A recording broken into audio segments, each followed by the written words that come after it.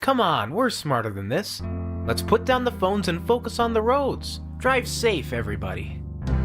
Don't drive distracted. A message brought to you by the National Highway Traffic Safety Administration, Project Yellow Light, and the Ad Council.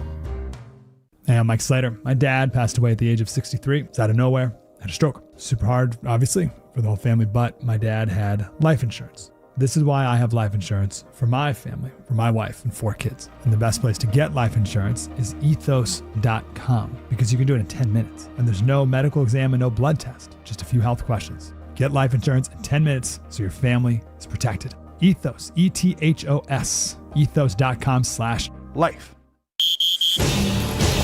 The clock has hit 0 and overtime is here. The 49ers win it! Mark Grandy and Sterling Bennett are here for instant reaction. Stop it. Come on. We'll take you into the locker room and hear from the players and Kyle Shanahan. I thought Brock did a good job. He has a chance to win. And of course, we want to hear from you, the faithful.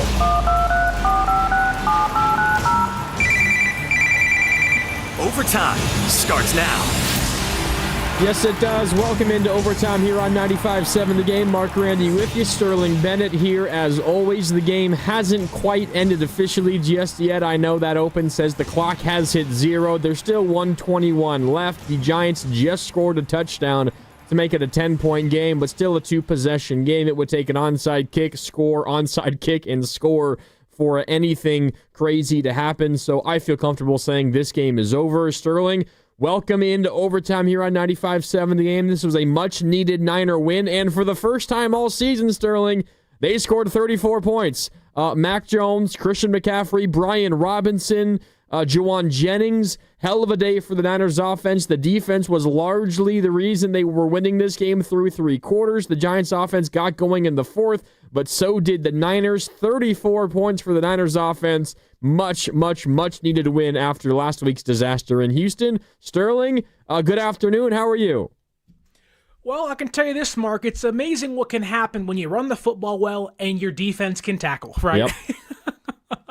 San Francisco came out the gate, and their offense looked phenomenal, matching the Giants in their first quarter score, and really never looked back. Yep. I felt comfortable the entire game. Watching this one, San Francisco had control of this one from jump, in my opinion. You felt comfortable after the Giants' first drive? 10-play, 64-yard touchdown drive? I knew the Giants walked in with the 6th best first quarter offense, and they trickled down to 17, 20, and 21 in the subsequent quarters. So if the offense could answer, and they did, I feel pretty good. So I didn't feel worried, scared. I wasn't concerned. Even when Mac Jones got strip sacked near the end of the first half, I said, oh, you know what? It's not that bad. We're okay right now. Could still have a 2-score lead, but what a good day for San Francisco. Hopefully Micah Williams is okay. It seems like nobody else got hurt in this one, which is knock on wood, kind of a godsend knowing you're playing in New York at MetLife Stadium. But a good win for San Francisco, back to 6-3 with the NFL trade deadline looming on Tuesday. What will they do? This game might change what their plans are on Tuesday's deadline. So a big win, a good win, and dare I say, bring on the Rams next Sunday. Huge win, absolutely. And by the way, just to keep you updated on what is actually happening as the clock begins to tick to 0 at MetLife Stadium, after that Giants touchdown, a garbage time touchdown, they went onside as expected. Juwan Jennings, though, recovered the onside kick. Niners now in the process of just running the ball. Giants using their timeouts. If the Niners get a first down, they'll be able to knee on this thing. And Christian McCaffrey might have just gotten that first down. So we'll let you know when the game is officially over, but the Niners will win. They will be 6-3. They get off the schneid after a really rough performance last week in Houston.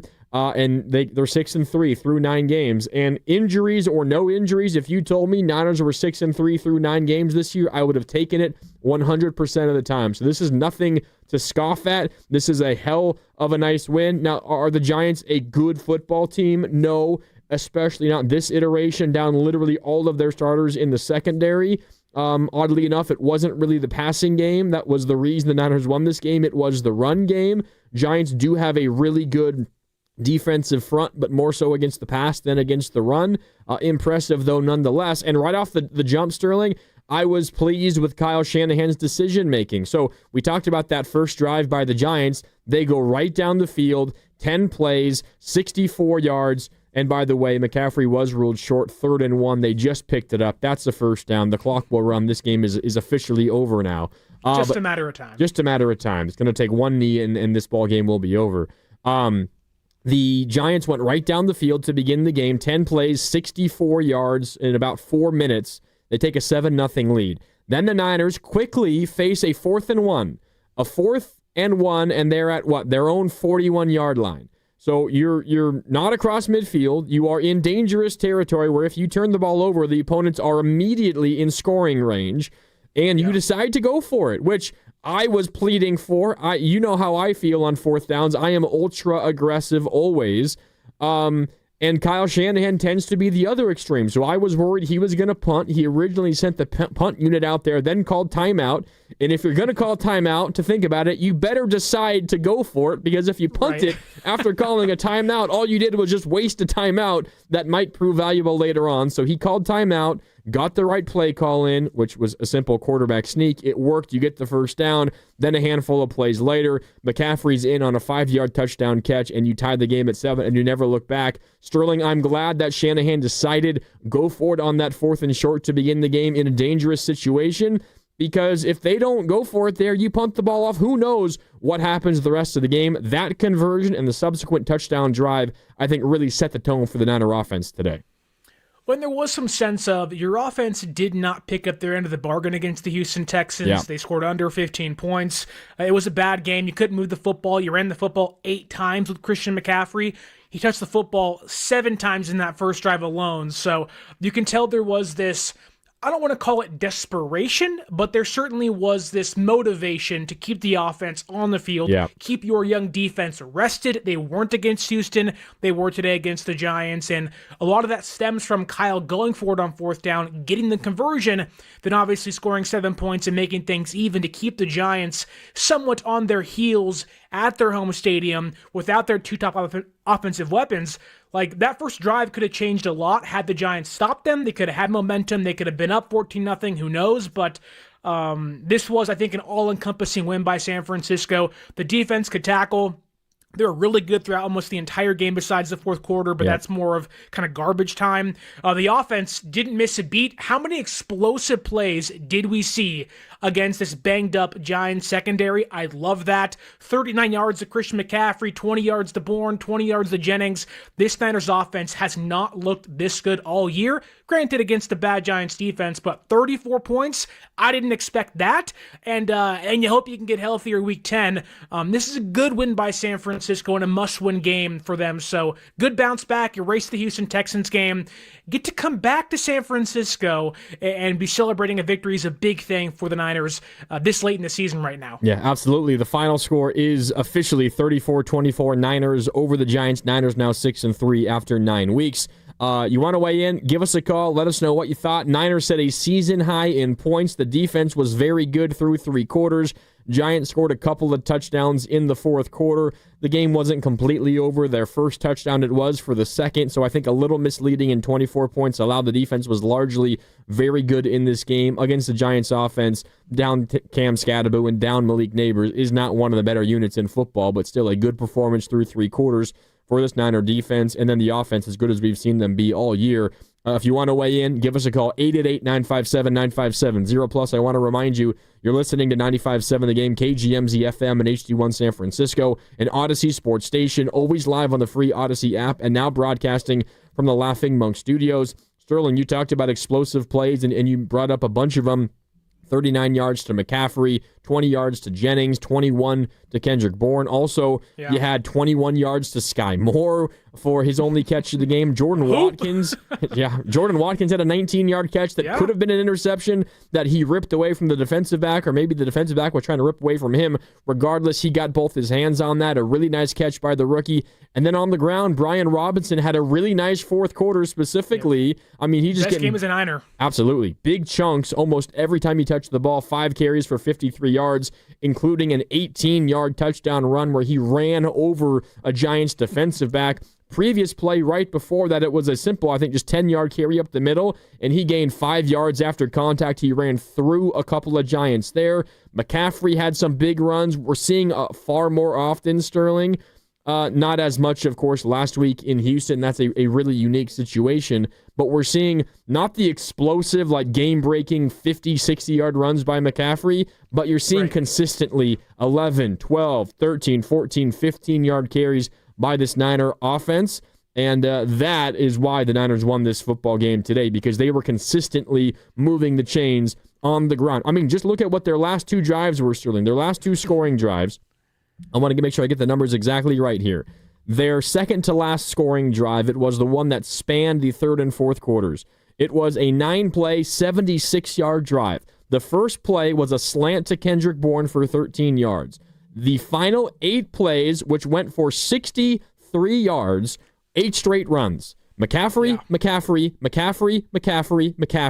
then Brian Robinson, and Brian Robinson. 8 straight runs, and you're getting, like, at worst, a 2-yard gain on a 3rd and 1, which is exactly what you want. And then the next drive, which put it away, which was the final touchdown of the game where the Niners would win with that score of 34-24, it was a 6-play, 60-yard touchdown drive, 5 runs and 1 pass, although one of them technically was a called pass because it was a Mac Jones scramble, but still 5 runs and 1 pass, which means, Sterling, on the Niners' last 2 real drives, other than the knee down at the very end, they ran 15 plays, 13 were runs, and both drives ended in touchdowns. That is when this Niner offense is at its best, when they can run the ball down your throat, and that's what they did today. We knew that was the case coming in because the Giants had, if not the worst, one of the worst run defenses in football. Yeah. And the question was, were the Niners going to look like how they did against the Houston Texans? Was this Giants front going to play up to the Niners, or was San Francisco's offensive line play down and not create some holes? I'm so thankful Spencer Burford's playing left guard, which I never thought I'd say that. Yeah, he started at left guard. They benched Connor Colby today. And like this fan base kind of ostracized him and kind of excommunicated him after the Super Bowl where he blew the coverage against Chris Jones, and now he's playing left guard and again, not playing the best defense, but the offensive line looks so much better today. The pass protection was good against 3 really strong edge rushers. The run offense was really strong. On those last 2 drives, I think San Francisco averaged right around 6, if not more, yards per carry. That's impressive for drives you are wanting to put the game away, drives where you know the Giants are going to be scheming against the run and playing in the box more, and that was not a problem for San Francisco. Also, give me more Brian Robinson, please. Like, this dude was a dog. He was a beast. San Francisco desperately needs some power in their run game. You love Christian McCaffrey, the agility, the be able to make guys miss an open field. All that's great and whatnot. He has the speed. I want some thunder to my lightning, please. That was Jordan Mason last year in some degrees, and in previous seasons, you had some more guys in there. But I want some oomph, some power, some fight, some fisticuffs in between tackles. Give me more Brian Robinson. The 18-yard run justifies feeding B-Rob a little bit more against the Rams next Sunday, which I'm saying, give me a 2-headed backfield of Robinson and McCaffrey. It's a pretty good backfield for most teams in football. It might be one of the tops this year if the offensive line can continue what they did today against the Giants and 3 weeks ago against the Falcons. Their run game is finally breaking out of their first half rut. Yeah, let me just read off to you all the touches by Brian Robinson today, because almost every time he touched the ball, it was a big play. Final play of the first quarter was his first touch. Runs up the middle towards the left side, like behind left guard for 16 yards. A 16-yard carry was Brian Robinson's first touch. Pretty good. Pretty good. Yeah, you're not going to complain about that. And then his next touch does not come, Sterling, until the fourth quarter, I think. Third quarter, right? Third quarter? Third quarter? Let me... My control find isn't working. Too late, for that matter. They had a... Why isn't this not popping up for me? I'm not getting anything else until the fourth quarter, but regardless, there's a 5-yard carry in the fourth, there's a 10-yard carry in the fourth, there's the 18-yard carry in the fourth, and then he had the kickoff return right after he had the touchdown. 41 yards? Yeah, 41 yards all the way out to the 40, which set up that 6-play, 60-yard touchdown. So for whatever reason, this stat page isn't loading for me correctly. But you get the point. Almost every single one of his touches, Sterling, was not just a positive play, but was a big play that either moved the chains or set up a second or third and short or manageable, or moved the field, the possession game, field position game, because of a 41-yard kickoff return. So you're right. Brian Robinson was amazing in this game. We've seen him, I think, slowly over the course of the last few weeks. You can kind of throw out last week again because they just ran the ball so little because of the score and what happened in that game in the first place. But you're seeing now, I think, over the course of the last couple of weeks, Brian Robinson more consistently, making big plays, not just running for 3 yards, but running for 9, 10, 11, 12 yards. And also he has a couple of good plays now on special teams, returning kicks. So this is a guy that you don't necessarily want to take the ball out of McCaffrey's hands because McCaffrey is still your most dynamic offensive weapon, but it is good to know that when McCaffrey does need to take a snap off, and maybe you can give him a couple more snaps off throughout the course of a game, you feel good about Brian Robinson coming in and at least not getting you behind the sticks on offense. Yeah, and I think Niner fans have been clamoring for that for forever. Shanahan and Bobby Turner have never been ones to want to take the hot hand off the football field, and when both guys are running well, you don't really have to take one off. You can kind of pick and choose and say, hey, they're both running well. You both can be out there if you need you to be. So it's almost a luxury for San Francisco at this point, and I think, your mind has to go to getting healthy and maybe getting Purdy back in a week, who knows, and Pearsall might come back, and you think if you can kind of mix and match and mirror both those things and combine a good running game of San Francisco's with the return of some of their better offensive players, not to say the sky is the limit, but they can certainly do some more damage. They scored 34 points today. That cannot be overlooked. That's the first time all season.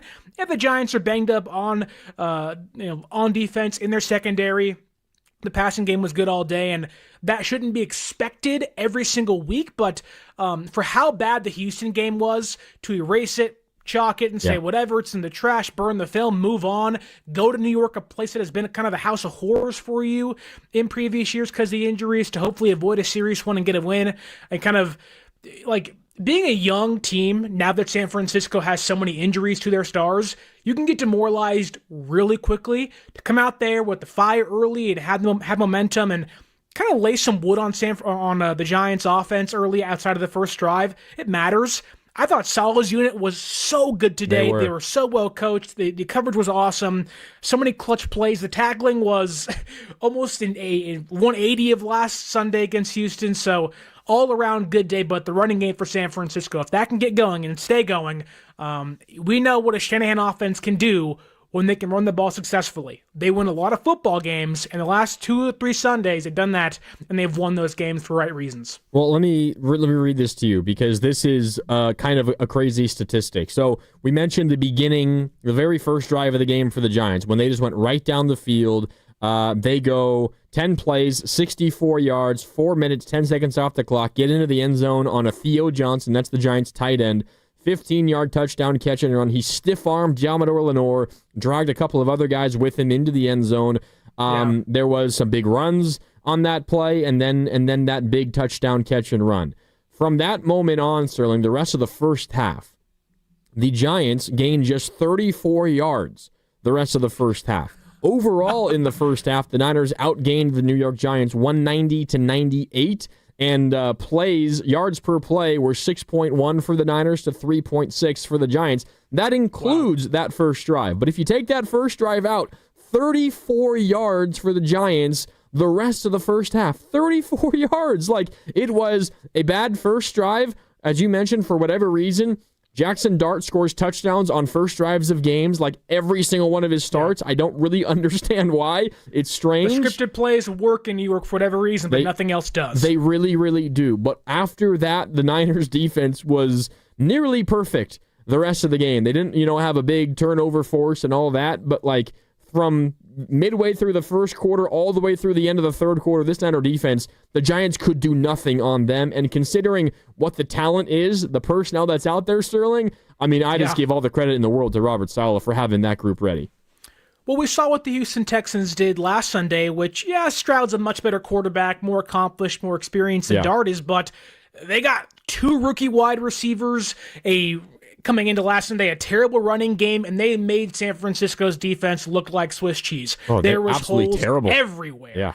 And then today, you come and play the Giants, who aren't a great team, but they beat Philadelphia, they beat the Chargers. Had it not been for 33 points of the Denver Broncos, would have won that game in the fourth quarter.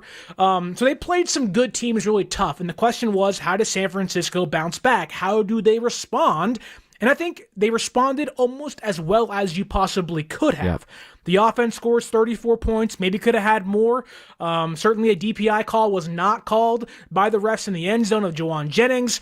Maybe a bad McKivitz block gets a play blown up for you, and they get a fumble, the Giants do, and kind of halt things on the end of the first half. But the Niners offense was great. The defense, I thought this young defense, the safeties, the linebackers, guys you saw against the Houston Texans, that we got on the radio directly afterwards and said, we don't know how good they can be if this young defense plays that undisciplined, plays, that kind of head with the chicken cut off, whatever you want to call it, like this playing terrible defense, running out of their lanes and everything. I don't know how far they can go.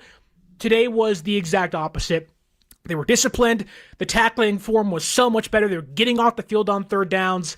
For a D-F coaching Grandy grade last Sunday, certainly was an A+ today. Yeah, no, a gigantic difference. I mean, across the board.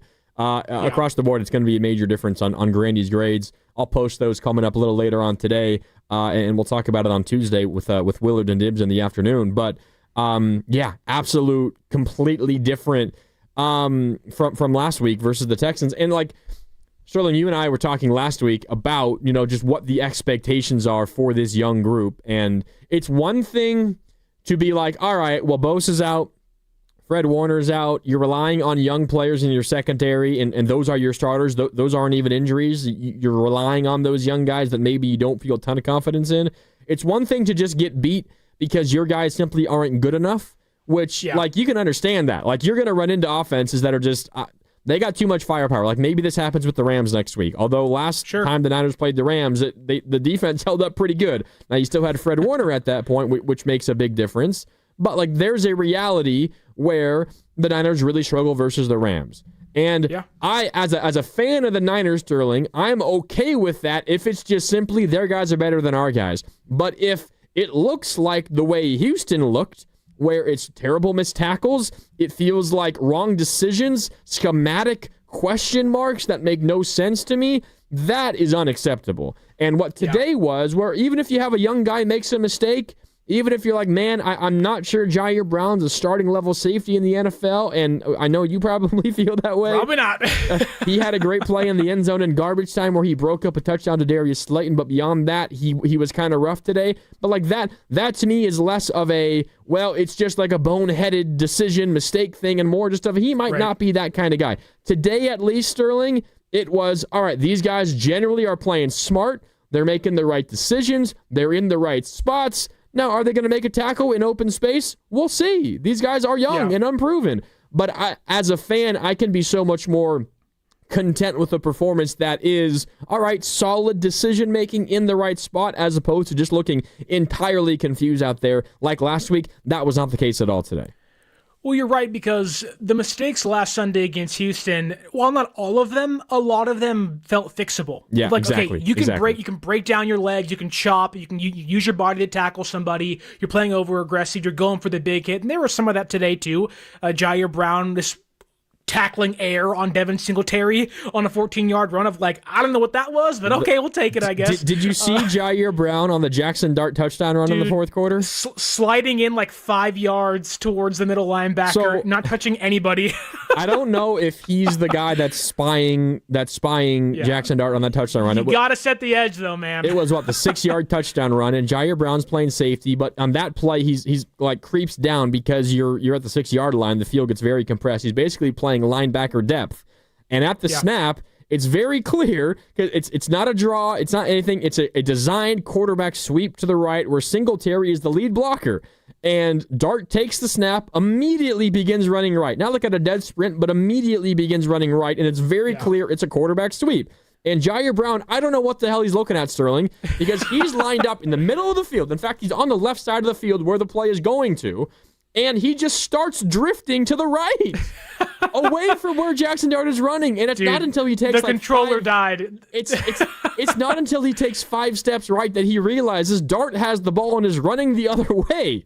So yeah. I don't want to spend too much time on the mistakes because today was a great game for the Niners. That one though just stands out to me as what the hell is going on there. That's like one of those plays where you're playing Madden and I have to go to the bathroom, I'll press pause, and you don't actually press pause and you walk away and you're like, wait, how'd they score? Jair Brown's controller died. It was just like, he didn't touch anybody. His head didn't move. It was just like, it was weird. Oh, the play's over. All right, whatever.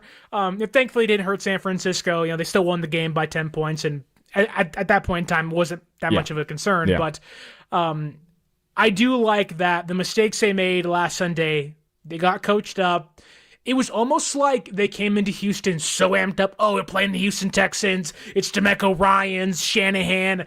We know half of their defense. They used to play in San Francisco. Aziz, Jimmy Ward, all those guys back there. We're going to smack them in the mouth. We're a young team. They're a bad team. Here we go. And they got out there and they said, we're in over our head here for a second. We don't know what's going on. Whereas today they felt more in control. They felt more prepared. There were so many plays where I think it was maybe the second drive of the game for the Giants. They tried back-to-back sweep passes to Wanda Robinson and I think Tyrone Tracy, and there was a linebacker and a cornerback waiting for it both times. They knew it was coming. They were disciplined. They sniffed it out, and that's kind of indicative of how the game went. San Francisco just kind of knew what the Giants wanted to run, and that's why they had a lead almost the entire game after that first drive. So big day for San Francisco, big bounce-back game. Get some confidence. Go back home to the Bay Area. Feel yourself for 6-3 again. Hope the Rams and Seahawks lose today, and you're back in first place. That's a pretty good place to be, knowing you don't have your superstars, and you're playing backups almost everywhere on both sides of the football. So big win, big bounce-back win, better coached game by far by Kyle and Robert Saleh. Yeah, the Rams underway right now at home. They're playing the Saints. Tyler Shuck making his first start as a pro. It's already a 6-0 lead for the Rams. They just scored a touchdown. Extra point is coming, I believe. So probably going to be 7-0 Rams. I would not count on the Rams losing that game. No. It's the Saints, and it's a worse Saints team now than they've been all year because they're going now with the rookie quarterback who has not started yet. Yeah, what's up? We say that, but the Packers also lost to the Panthers today. That's true. Which, I don't know if that Panthers are quietly in the playoff race, so they're not a bad team. I don't know if that means the Packers have lost to the Browns, tied the Cowboys, and lost to the Panthers, and that's their problem and their fault, or maybe the Panthers in the Niner game is not a given in a couple of Sundays from now. I think that's probably truer. I mean, I was big on Panthers over win total this year, not necessarily thinking they're going to fight for a playoff spot, but they're now 5-4. The Niners were rooting for the Packers to win that game, by the way, because they want to kill all of the other potential wild card teams in the NFC, but the Panthers won. They're now 5-4, and they're square in the mix in the NFC. The other game that you're talking about in the NFC is Seahawks and Commanders. That's a Sunday night game tonight in D.C. So all Niner fans glued to that one, rooting for Jaden Daniels and Washington against Sam Darnold and the Seahawks. But yeah, there's a chance that the Seahawks could lose that game. They would be 5-3, and the Niners could jump them in the NFC West standings. Does seem, though, like the Rams are going to be able to earn a win at home against the Saints. We'll keep an eye on that score over the next hour 45 with you here on Overtime on 95.7 The Game. The Niners got the win today, and they did it with their offense, 34-24. Sterling, do you know off the top of your head what was the Niners' season high in points scored entering today? I know that we know that they hadn't got to 30. Their previous season high, only 26. They did Saints it twice. Game? Saints, and then the overtime win over the Rams.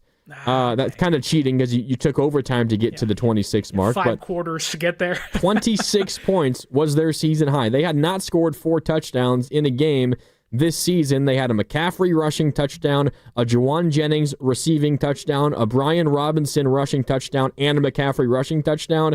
First time they scored 30. First time they've scored 4 touchdowns in a game this year, Sterling. They needed to have this because things were looking pretty dire for that Niner offense.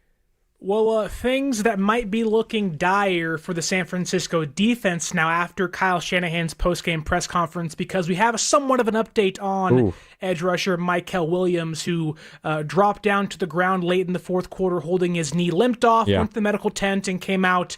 Didn't play the rest of the game for obvious reasons, but according to head coach Kyle Shanahan, the team is worried it is an ACL injury, but more tests to come. So not the worst news. More tests to come could obviously mean it's a sprain. It's nothing too serious, but I think every Niner fan paused, held their breath, and said, we almost made it a full game out of MetLife without an injury.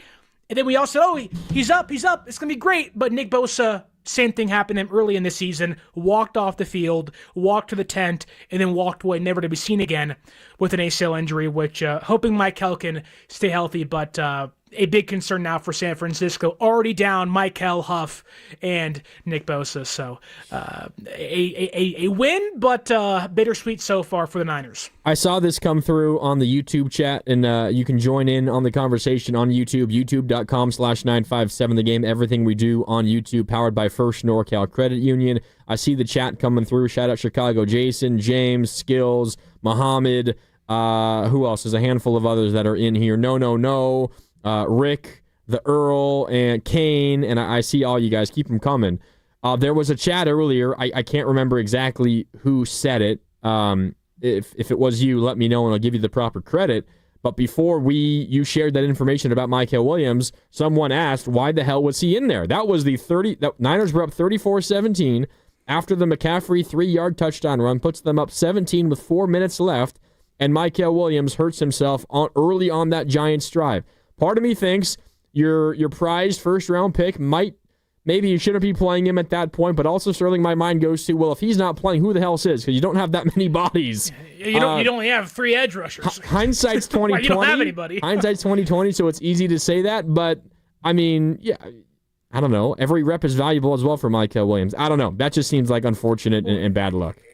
It's also one of those things where we don't know what the rotation was. Maybe that was Mykel's last play of the game, and he's coming out, and all of a sudden bangs on the ground. So, I don't want to maybe feed into this team is cursed, but I don't know, Mark. Every game, it's always someone. It could be like we saw Bryce Huff got hurt the last play of the game against the Falcons, and now Mykel gets hurt close towards the last play of this game against the Giants. So, brutal. Fingers crossed that it's not too serious. Hopefully, you don't pray for injuries, but in this case, you're kind of praying for a sprain or maybe a minor tweak. Don't forget, Mykel got hurt in training camp with the knee injury and missed the entire preseason. So maybe it's a kind of tweak of that, and he'll be okay. Mac Jones, the exact same thing. So fingers crossed it isn't too bad. But whenever you hear Niners edge rusher ACL, your mind goes to season ending. So hope and pray the next couple of days bring some better news for San Francisco. Yeah, absolutely. Niners knock off the Giants 34-24. Maybe some bad news, though, for Mykel Williams, first-round pick for the Niners edge rusher. Moves inside oftentimes as well, specifically on the outside now without Nick Bosa. But he might have an ACL tear. We're going to hear from Kyle Shanahan coming up a little bit later on here in overtime. Niners will not know officially today. We're going to have an update, I would imagine, on him tomorrow. Whenever that does happen, of course, usually in the afternoon. We'll keep you updated here on 95.7 The Game. But if you want to weigh in anything, whether it's the injury, the Niners run game, the defense, give us a call, 888-957-9570. Up first is Dave in South San Francisco. Dave, what's up? You're on overtime. Grandy and Sterling with you. What do you got, Dave? Hi. I thought the game was really good. I'm very happy the Niners are 6-3. So I don't have any complaints. They put up a lot of points. They didn't get too many points against them, and I feel bad for Mr. Williams. I hope he gets better. But I think we're looking like we're in pretty good shape right now. We got some players coming back soon, so go Niners. Yeah, absolutely, Dave. I mean, this was the kind of feel-good win you really needed, Sterling. Like, it's one thing just to get the win, and that's obviously most important. I don't know exactly how you felt, and maybe some Niner fans listening out there can give us a call, shoot us a text, and let us know at 888-957-9570.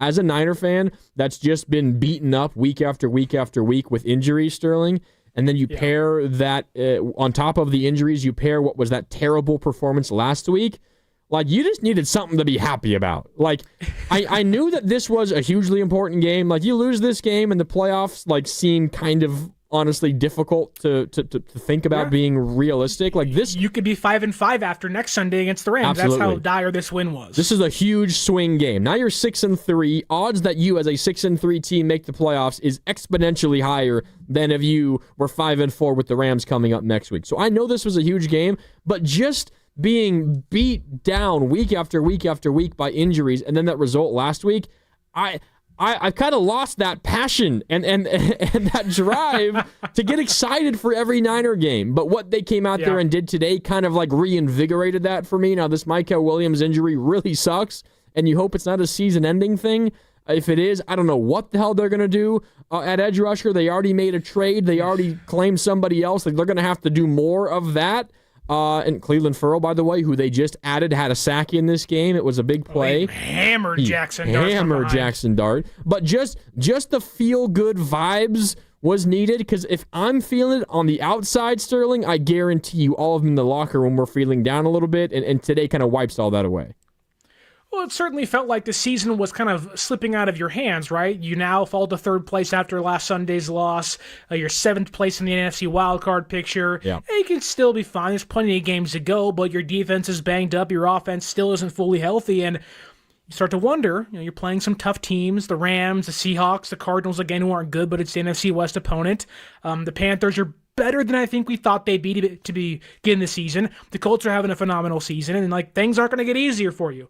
The second half of the year is always tough, and the more times you let maybe somewhat easy games slip away, you're making your life harder for itself. So, last Sunday sucked, quite frankly. You questioned how good could this team be, if this really was a win-now-ish type of season. Would they go all in? Would they punt? Would they just hold on and say, hey, whatever happens, happens?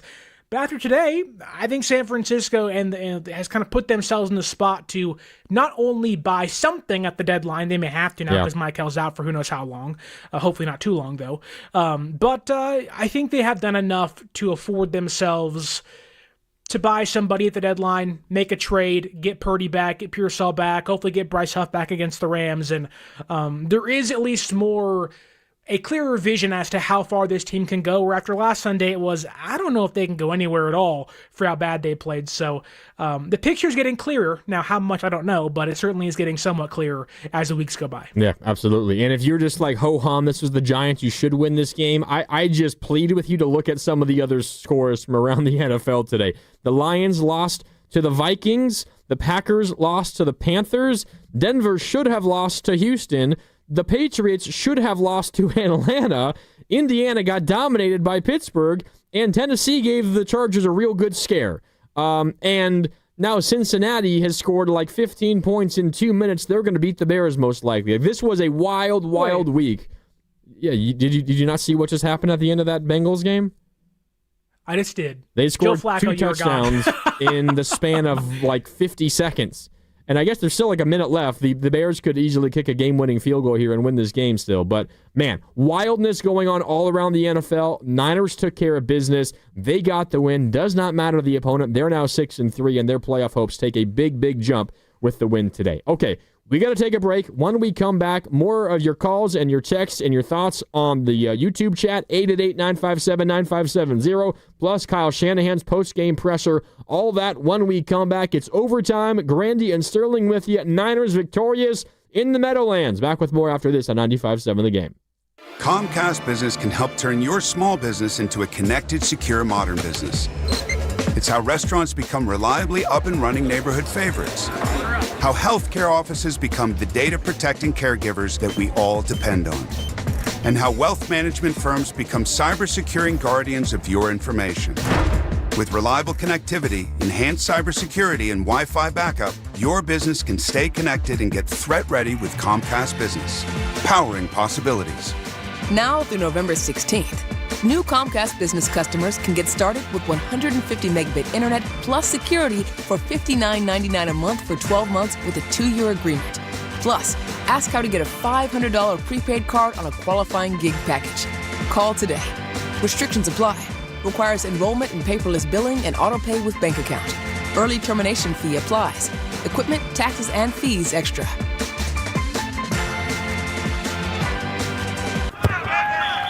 When businesses thrive, Communities score. That's why Bank of America is the official bank of FIFA World Cup here in the Bay Area. And our more than 110 local business specialists are ready to help your business win. What would you like the power to do? Learn more at bankofamerica.com/local business. Bank of America, official bank of FIFA World Cup 2026. Bank of America Corporation, all rights reserved. So, what are you reading? I'm checking out the ratings on the new TVs, and it looks like Samsung, LG, and Sony got the best scores. Just like last year. What about those new high dynamic range TVs? They got the highest scores of all, but their prices are really high. Did you check online? Yeah, their prices were about the same. Well, there's one place where we can get a hot deal on those top-rated models. Where? At Video Only. Check out the ratings on TV stores. I see. Video Only scored better than the others. So, if you want the best deal on the best TVs, then we should take our TV ratings and head over to top-rated Video Only. At Video Only, you won't find huge stores with refrigerators or microwaves, but you will find the best deals on top-rated TVs, soundbars, and monitors. Shop around. Just make sure you visit Video Only, because if you don't, you'll be sorry. In Mountain View, San Mateo, Union City, Dublin, and San Rafael. Video Only. Febreze. It's a classic odor tale. You fried fish for dinner, cleaned up, but the smell is still in the house. And the neighbors are coming over for game night. They're on their way. And then you spray Febreze Air Mist. Febreze Air starts working instantly to fight even your toughest odors, so you go from fish to fresh like that. Now all you have to worry about is Pam cheating at charades. Breathe happy, Febreze, la la la la la.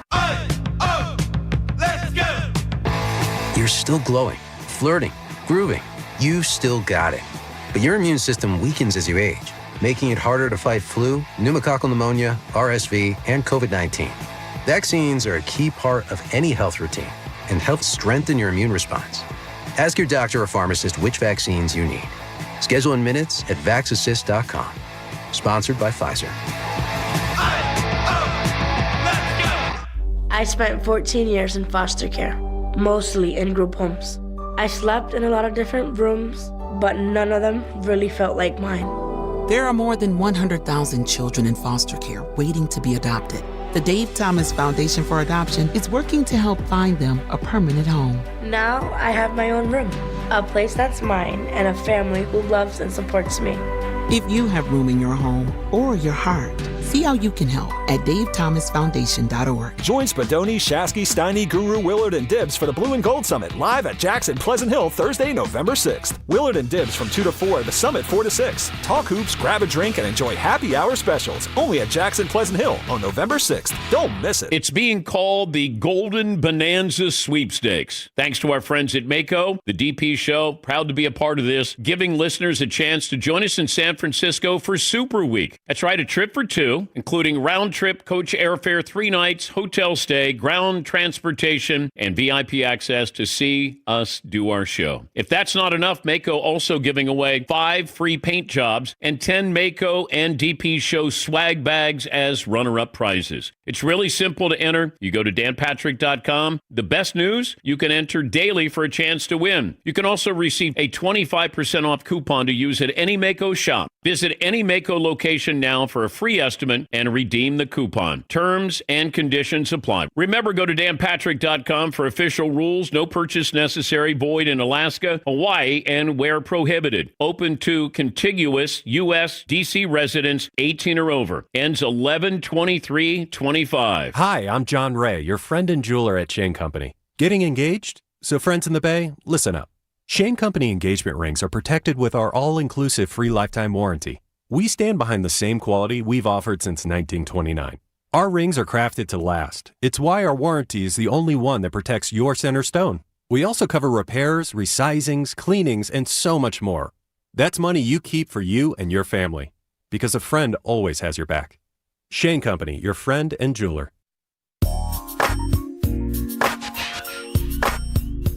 Third down 4. Jones right on the screws. Jawan Jennings, touchdown. Now back to overtime. Instant reaction to the game with Mark Grandy and Sterling Bennett. We are the Bay Area's football station. 95.7 The Game. That was Kevin Harlan on CBS. That Juwan Jennings touchdown gave the Niners a 7-point lead in the second quarter. They would never give the lead back. They ultimately win 34-24. We will get back to the Niners in a sec, but if you're watching on YouTube or on Twitch, I'm sure you're seeing a look of shock on the face of Sterling Bennett.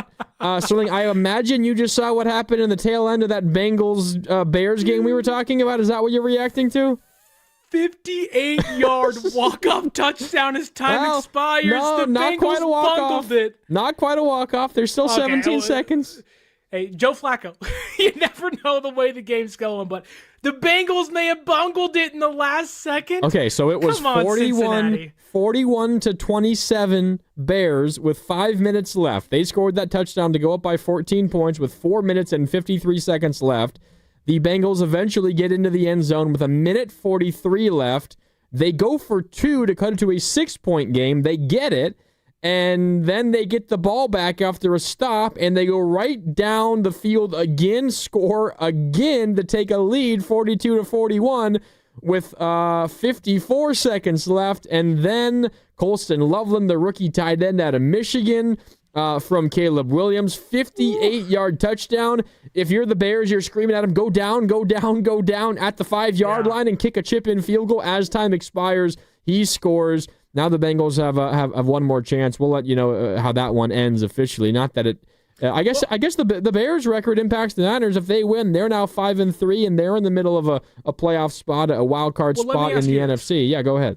Because, yes, the Bears losing or winning impacts San Francisco's seeding in the wild card, like you just said. But also, if the Bengals lose, Niner fans out there have been pleading for weeks, and you heard the report on Sunday or yesterday by Diana Rossetti saying the Niners have been interested in Trey Hendrickson, in Logan Wilson, and cornerback Cam Taylor-Britt. Like, that can impact their trade deadline decisions. Like, this is a big game for San Francisco in a lot of ways, not just the Bears winning or losing, but the Bengals may sell a handful of pieces, and San Francisco's kind of wanting all three of those pieces on Tuesday's deadline. Yeah, absolutely. And if the Bengals lose, they're 3-6, and that isn't like officially the end of any playoff hopes.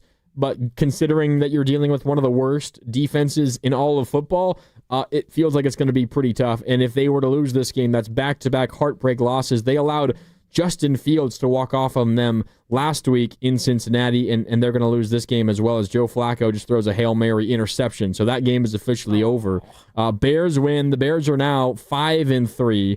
The Bengals lose. The Bengals are now 3-6. Maybe that does encourage the Bengals to sell at the trade deadline, which is now just a couple of days away. That's the good news for the Niners. The bad news is the Bears, again, are just like the Panthers winning today. They are square in the mix for a wild card spot in the NFC, much like the Niners, although the Niners still currently very much in the picture in winning the NFC West. If the Rams win today versus the Saints, it's still 7-0 Rams. They will be 6-2. Niners are 6-3, a half game behind, and you got another head-to-head matchup coming up next week. So that is still, of course, very much in the picture for the 49ers, who won today in New York, 34-24. What'd you think of Mac Jones today, Sterling? It felt like in the first half he was nearly perfect, did not have an incompletion. Technically had a fumble that he lost, very easily could have been an interception at the end of the first half. It was kind of similar to what happened with the Falcons, in that I didn't feel like he was asked to do a ton of the heavy lifting, and that was the case specifically in the second half. But what he was asked to do, Sterling, I felt like he executed it nearly to perfection. I thought he was great today. Obviously, it wasn't 400 yards through the air, and he wasn't the focal point of the offense, but 14 for 14 through 2 quarters. Obviously, that play you mentioned could have been an interception, strip sack at the end of the first half, but he had a handful of touchdown throws today, gave San Francisco a lead and didn't give it back, played clean football besides that one play, and has so many throws, 15, 20 yards downfield. Yeah. I thought exposed how bad the Giants secondary was. There's plenty of holes to throw, and he hit him almost every single time. And I also think that he was, like he was against the Houston Texans, not afraid to hit his checkdowns. Against the Texans, he was just looking downfield the entire time, and I get it. you want to hit explosive plays, but Christian McCaffrey didn't touch the football much against Houston last Sunday, and today it was feed CMC as long as you can. And a big part of that was because of Mac Jones being unafraid to take a free 4 yards when you get it, knowing the Giants linebackers have the 1st and 8th worst missed tackle rate among starting linebackers in football. They want to expose that in a game like this. So I thought Mac Jones was awesome. He was precise. He was on time. And you can maybe say, in third quarter, they kind of got cute on offense. Okay, that's more of a Kyle thing than a Mac Jones problem. And I think he's kind of steady Eddie, man. You can't expect too much, but you expect a solid level of quarterbacking, and I think that's what we've come to know and see with Mac Jones so far. Yeah, and I want to make sure when I say, I didn't think he was asked to do a whole lot. Well, you thought he was terrible, Mark. No, that's not at all what that means. I think it's just it's the equation that the Niners love to have with their quarterbacks.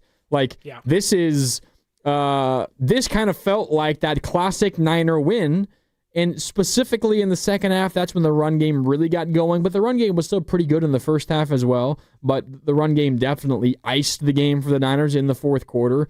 It was just all right, Mac, we're going to rely on the run game. McCaffrey ran the ball 28 times for 106 yards. Brian Robinson only 5 rushes, but 53 rushing yards. Wow. It was, all right, that's going to be plan A and oftentimes plan B.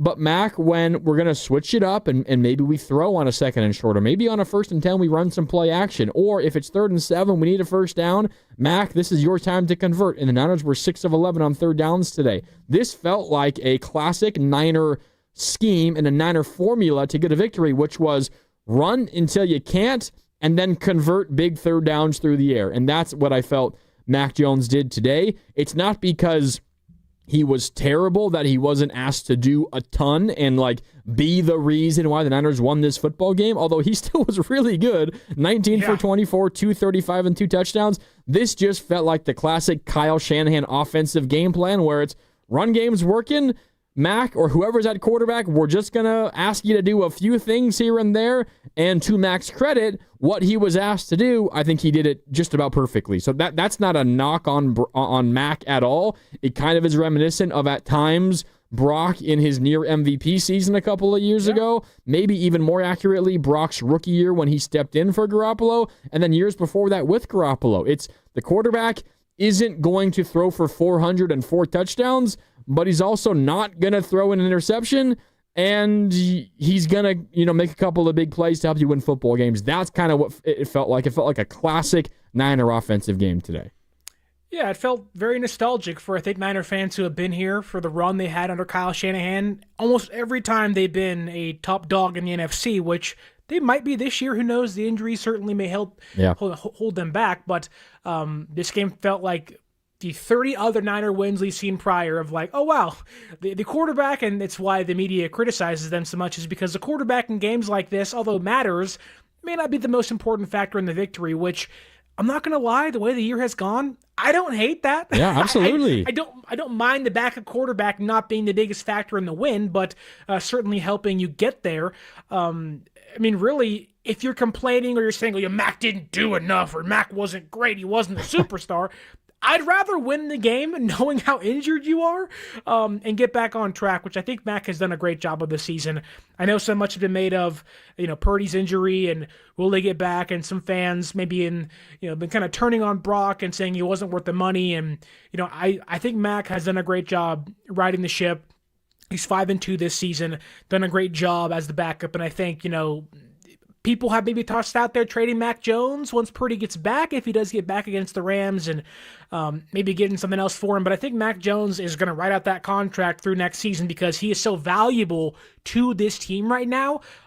He's one of the most winning quarterbacks in football this season with a banged-up Niners team. Yeah. So backup quarterback matters, folks, and Mac Jones is probably the best in football and might be not on the trade block by any means with San Francisco through the contract through 2026. In terms of squeezing value out of a contract, just in terms of what you're paying him, I guess the best way to describe this is the bang for your buck that you're getting for a contract in the NFL. Sure. Mac Jones has got to be the best bang for your buck contract in the NFL. Just like Purdy was for the last couple of years.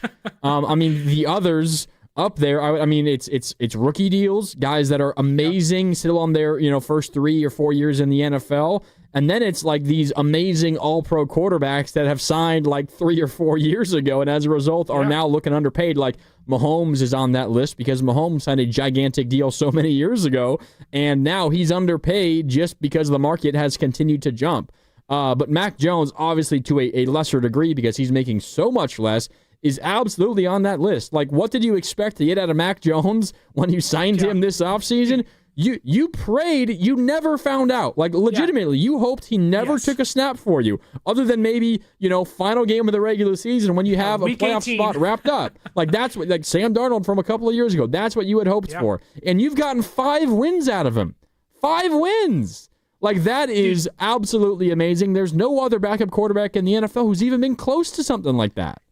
This fan base, when that signing came through, I can tell you exactly where I was. I was on my way to go see my parents up north. The Mac Jones signing comes through. I go, wifey, I got to do a show. This is breaking news.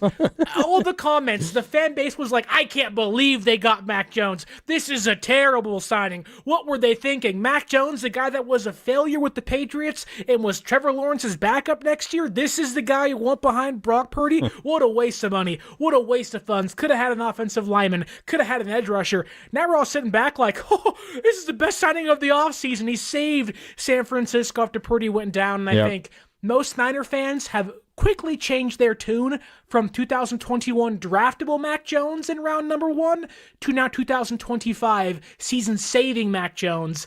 It's a blessing. What a great signing by San Francisco. What a great fit in the offense, too. He's just been so good. Not perfect, not spectacular, but steady Eddie all the way this year for them. Well, Mac Jones, y'all! Shout out Lo Neal. If you miss Lo Neal, before every Niner game on the kickoff show, he ran 95.7 the game. What I was talking about before we went to break, like 20 minutes ago, was just kind of how, like, as a Niner fan, how down in the dumps I'd been and how difficult it was to kind of get up for this game. Even though I know it's a hugely important game up to this point in the year, the biggest game of the year, much like every NFL game is. But this was a huge game. You lose, and your playoff chances take a major, major dip. You win, you're 6-3. You're going to have to really struggle down the stretch to miss the playoffs, which is still possible. But the point is, this was a huge, huge win, and they got it. If it wasn't for Mac Jones, and if the Niners went into this season, say, with maybe not the same exact guy, but at least a similar backup situation as last year with Brandon Allen or Josh Dobbs, the Niners season would already be over. Like, it's already over, done and dusted. You and I are coming on here on this Sunday afternoon talking about, well, I really wish they would have lost this game because the season's over and we need to get a top 10 draft pick. Like, the season would have been over. Mac Jones has absolutely saved this team because of what happened to Brock Purdy's toe. And who knows, maybe if there was no Mac, Brock would have returned today. Like, I don't know, that's possible, but that's also scary because this turf toe thing is obviously incredibly difficult to deal with. The bottom line, though, Sterling, is without Mac Jones, and if you went into this year with a similar backup QB situation as you did last year, your season is over, and there's probably a lot of Niner fans out there rooting for losses to help draft position. Mac Jones has saved us from that despair from a second straight season. Well, San Francisco, even after last Sunday, felt kind of like a sinking ship of like, okay, how's Mac Jones going to look? And there may have been some questions or some doubt early in the year because of, you're playing the Saints, you're playing the Cardinals. How far can Mac Jones really carry you? And then he beats the Rams. And we all said, okay. Mac Jones may have something to him, and he's out there yelling at Rams defensive linemen, and he's playing hurt, eating bananas on the sideline, playing through stuff.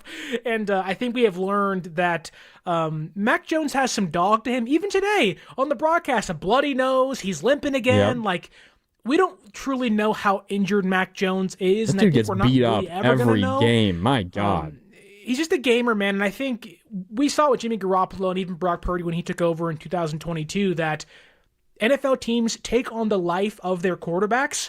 And when your quarterback is banged up, injured, gutting things out for you and still playing good football, it makes the third-string linebackers, the backup safeties and cornerbacks, the receivers want to fight harder. And I think the Niners' backups that are now starting for them have almost taken to what Mac Jones brings to the table of a grittiness and a determination that maybe wouldn't have been there last year with Joshua Dobbs and Brendan Allen. And I think it's why you're seeing them being 6-3 so far with them at quarterback. And I think it's a reason why San Francisco is still firmly in the playoff hunt. I mean, this team is 5-2 with Mac Jones. I don't think they're like the Dolphins would love to have Mac Jones. They made bench Tua Tagovailoa this year for Zach Wilson and Quinn Ewers. Both those guys stink. I mean, Mac Jones is just a tremendous signing by San Francisco and certainly has saved their season for them. Yeah, absolutely. Like you're legitimately looking at 9 weeks into the year, the season being over if it's not for Mac Jones. So just the fact that you still have meaningful football to play, it's a thanks to Mac Jones. Obviously, he's not the sole reason why you're winning football games, but a bad backup quarterback, or just in general, playing a bad quarterback will single-handedly lose you football games. Mac Jones is at the very least, and this is going to sound disrespectful to him, at the very least is not losing you football games. He's doing more than that, but at the very least, he's not losing you football games, and that's all you can ask for from your backup quarterback. In fact, it's usually more than you can ask for from your backup quarterback. Niners win today versus the Giants, 34-24. The final, Niners now 6-3. If the Seahawks and the Rams lose, both those games coming up, one of them is in action today, or right now, in fact. The Rams have just scored again, though. It is about to be 14-0 Rams over the Saints early second quarter. The Seahawks taking on the Commanders in D.C. later on tonight. That's the Sunday night game. If both those teams lose, seems unlikely, the Niners will end the day in first place in the NFC West, but at worst, they will still be square in the mix at the top of the NFC West. We talked a little bit about the defense and credited Robert Saleh, Sterling.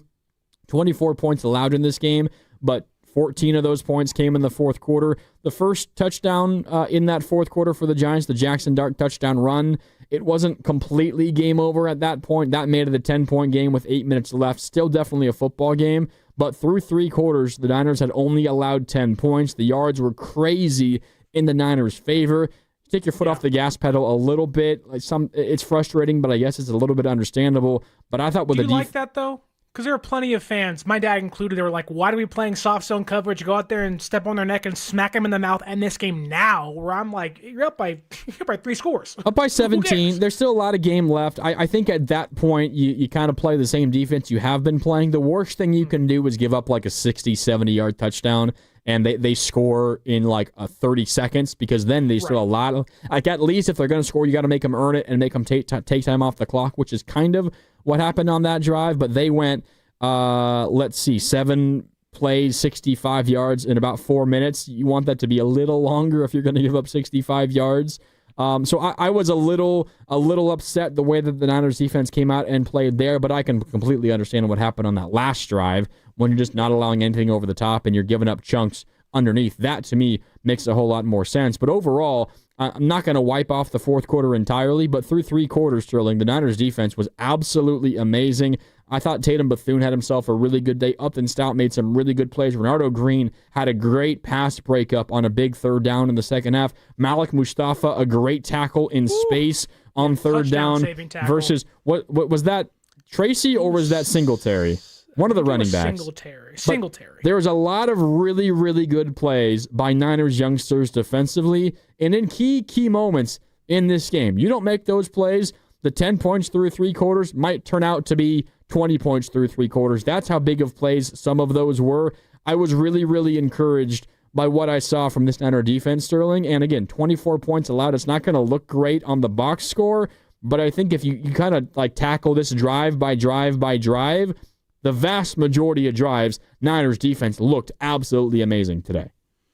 Well, they did that without a primary pass rush. You had Clelin Ferrell and Keon White, and for a little bit of time, you had Michael out there, and they only got home twice, I believe. I think it was Samuel Kawanu and Clelin Ferrell, which 2 sacks for this team feels like $1 billion for how they played this season. Yeah. But they don't have their dogs out there, and so to do that with young defense, you have a 3rd-year safety, a 2nd-year safety, a 2nd-year starting Mike linebacker, a 3rd-year starting linebacker, and you have young cornerbacks too, including a rookie playing nickel. So it's not like it's a bunch of veterans behind a bad pass rush. It's a bunch of young dudes that can make mistakes and have made mistakes. So I think it's almost more impressive that they did that, because the Giants, their season isn't over, but now it might be. But they played a lot of good teams really close, had them beat, and have beaten good teams like Philadelphia and Los Angeles. And their offense came out fighting too. 7 points on the first drive. They're at home in front of their home crowd. But San Francisco's defense not only played good football, but I think they played such good football that they had that home crowd at MetLife Stadium booing Brian Daboll, going for field goals, not going for it on fourth down, playing conservative, thinking that they may have a chance against a Christian McCaffrey, Brian Robinson, Mac Jones-led offense, which was not the case. I thought this Niners defense, I don't want to say smack the Giants in the mouth, but for as bad as the pass rush was to get them to that many 3-and-outs, to hold them to basically, 10 points through 3 quarters or so, I thought it was really impressive. And I think the Bucs score doesn't tell the entire story of this game for them. Oh, you brought up that field goal it was a 22-yard field goal. The Giants were at the 3-yard line and they decided to kick a field goal. Yeah. Let me set the stage, and I want to ask you if you agreed with the call by Brian Daboll and the Giants. Don't forget the first one that they missed before halftime. You're right. Like they did it twice. Yeah, good point. Right after they got the turnover, kind of felt like it might flip the game, and it ultimately didn't because they missed the field goal. But okay, Niners up 20-7. We're about midway through the third quarter. Giants are driving. They ultimately get a 1st and goal from the 9. Incomplete pass to Darius Slayton. Jackson Dart runs to the left side for 4 yards, down to the Niners 5.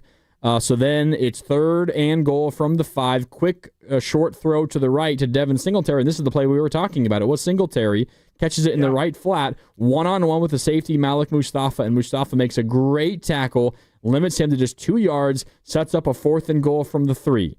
4th and goal from the 3. About 7 minutes left in the third quarter. Giants are down 20-7. The way my mind works, Sterling, and I know you and I have talked about this a lot, specifically as it relates to Kyle Shanahan's play calling and decision-making on 4th downs. In my mind, like as a Niner fan, rooting for a stop and wanting to avoid a touchdown at all costs, I'm just praying, fingers crossed, kick the field goal, kick the field goal, kick the field goal.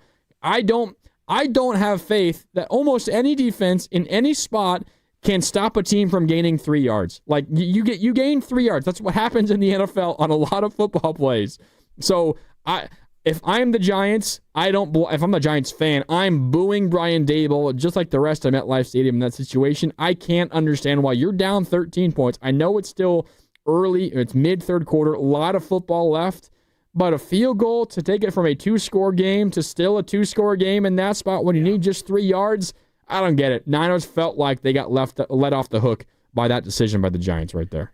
Well, and don't forget, on that exact same drive, Tatum Bethune gets called for what I call, pretty blown unnecessary roughness call on Jackson Dart. True. Dart's going forward. He's a runner. He gets hit in the chest, maybe a little higher than you want him to be, but it wasn't helmet to helmet. You give him a free 15 yards. Lenore and McLeod get into it because they have some beef that I guess goes back a couple of years when they were both on San Francisco, and they've been on social media taking jabs at each other back and forth. But then you're right. I thought the Giants, for as bad as they played in this game, they let San Francisco's defense off the hook a handful of times. Now, maybe San Francisco's defense makes a big play again. Who knows? We're never going to know now because the Giants didn't give the offense an opportunity to make that play. But you'll take a offense without their 2 top players kicking field goals any week of the season. So thank you, Brian Daboll and company, for playing conservative when you're a 2-win team. Yeah, that made it a 20-10 game. The made field goal. The Niners got the ball. They eventually scored the next touchdown. They go up 27-10.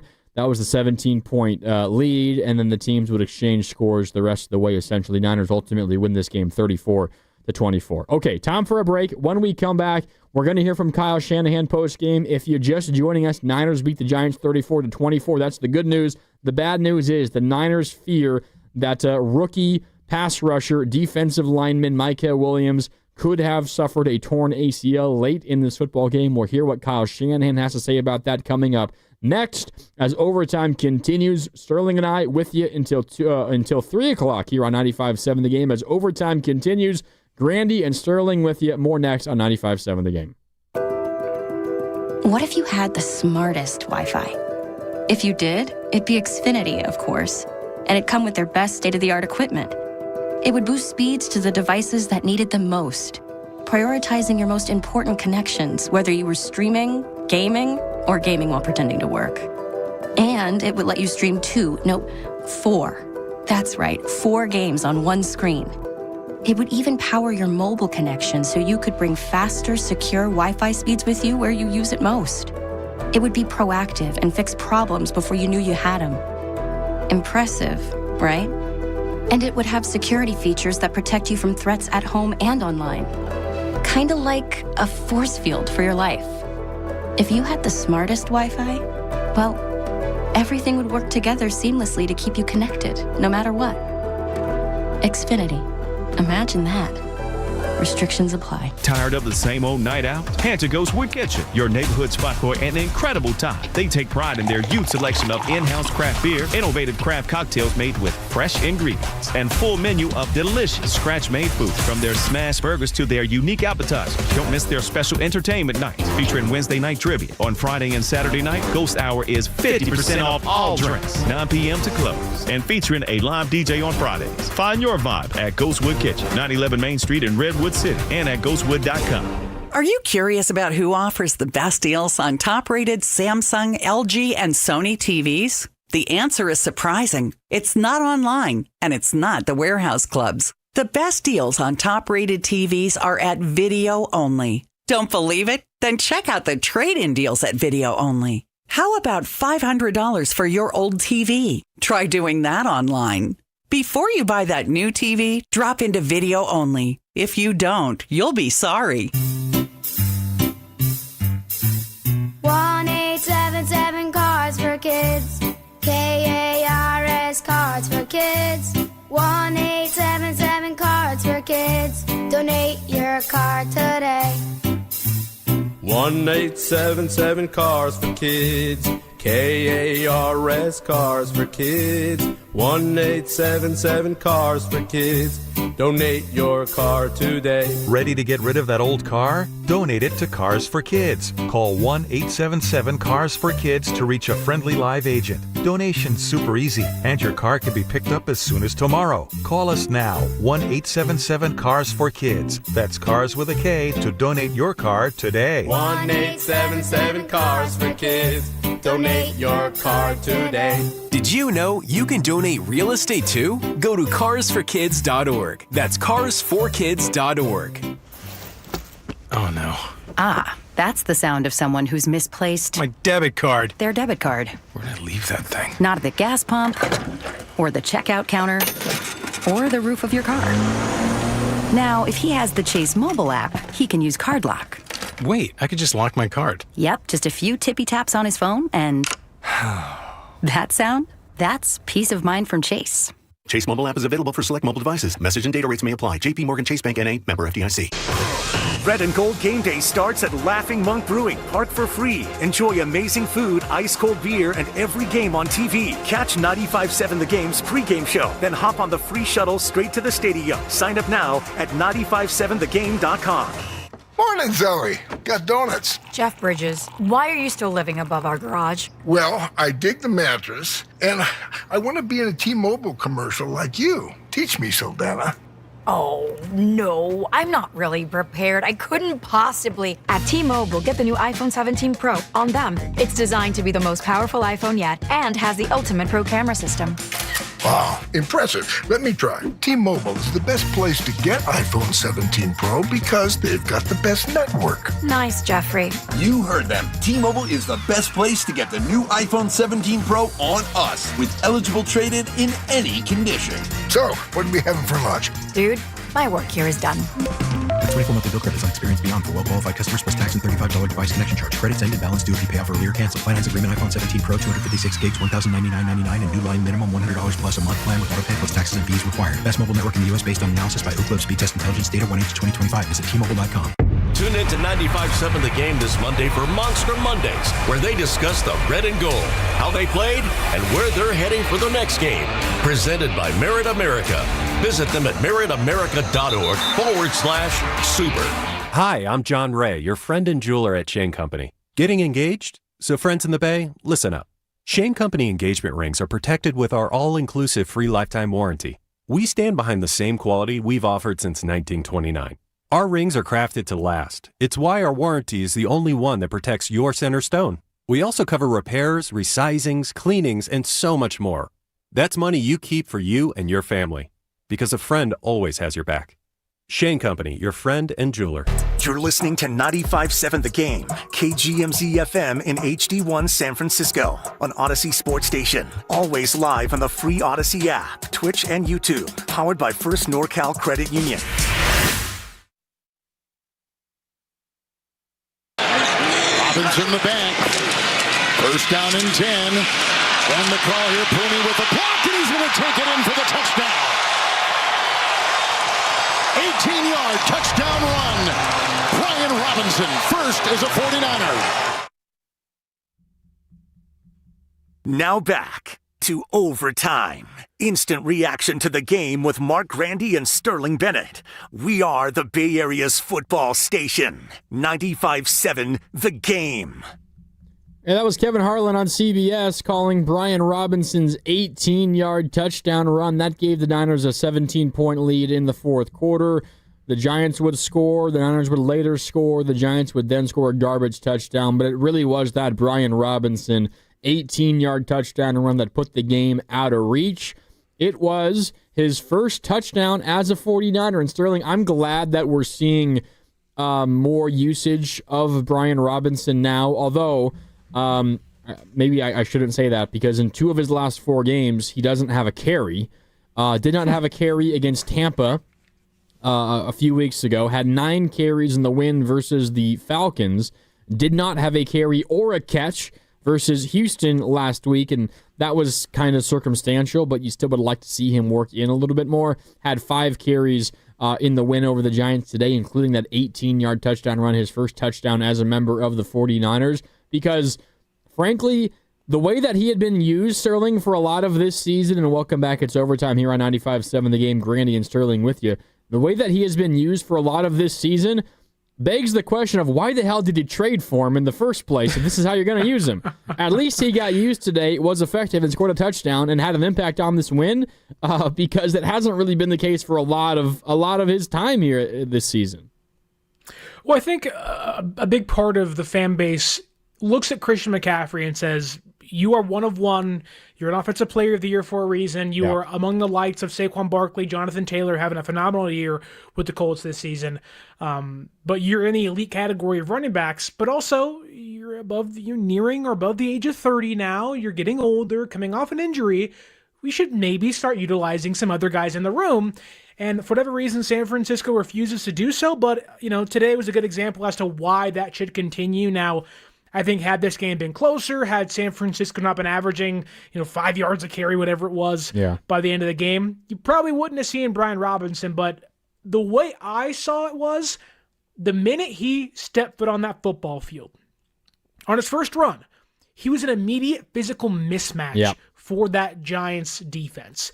And I think Kyle saw it. I think Bobby Turner saw it. And I think they said, in the second half, if we have a lead and we need that quote-unquote closer, Brian Robinson's the guy. That Giants defense will be tired. He can come out there. He's near 200 pounds. He should be able to go out there and hopefully bulldoze his way to a touchdown, which he did.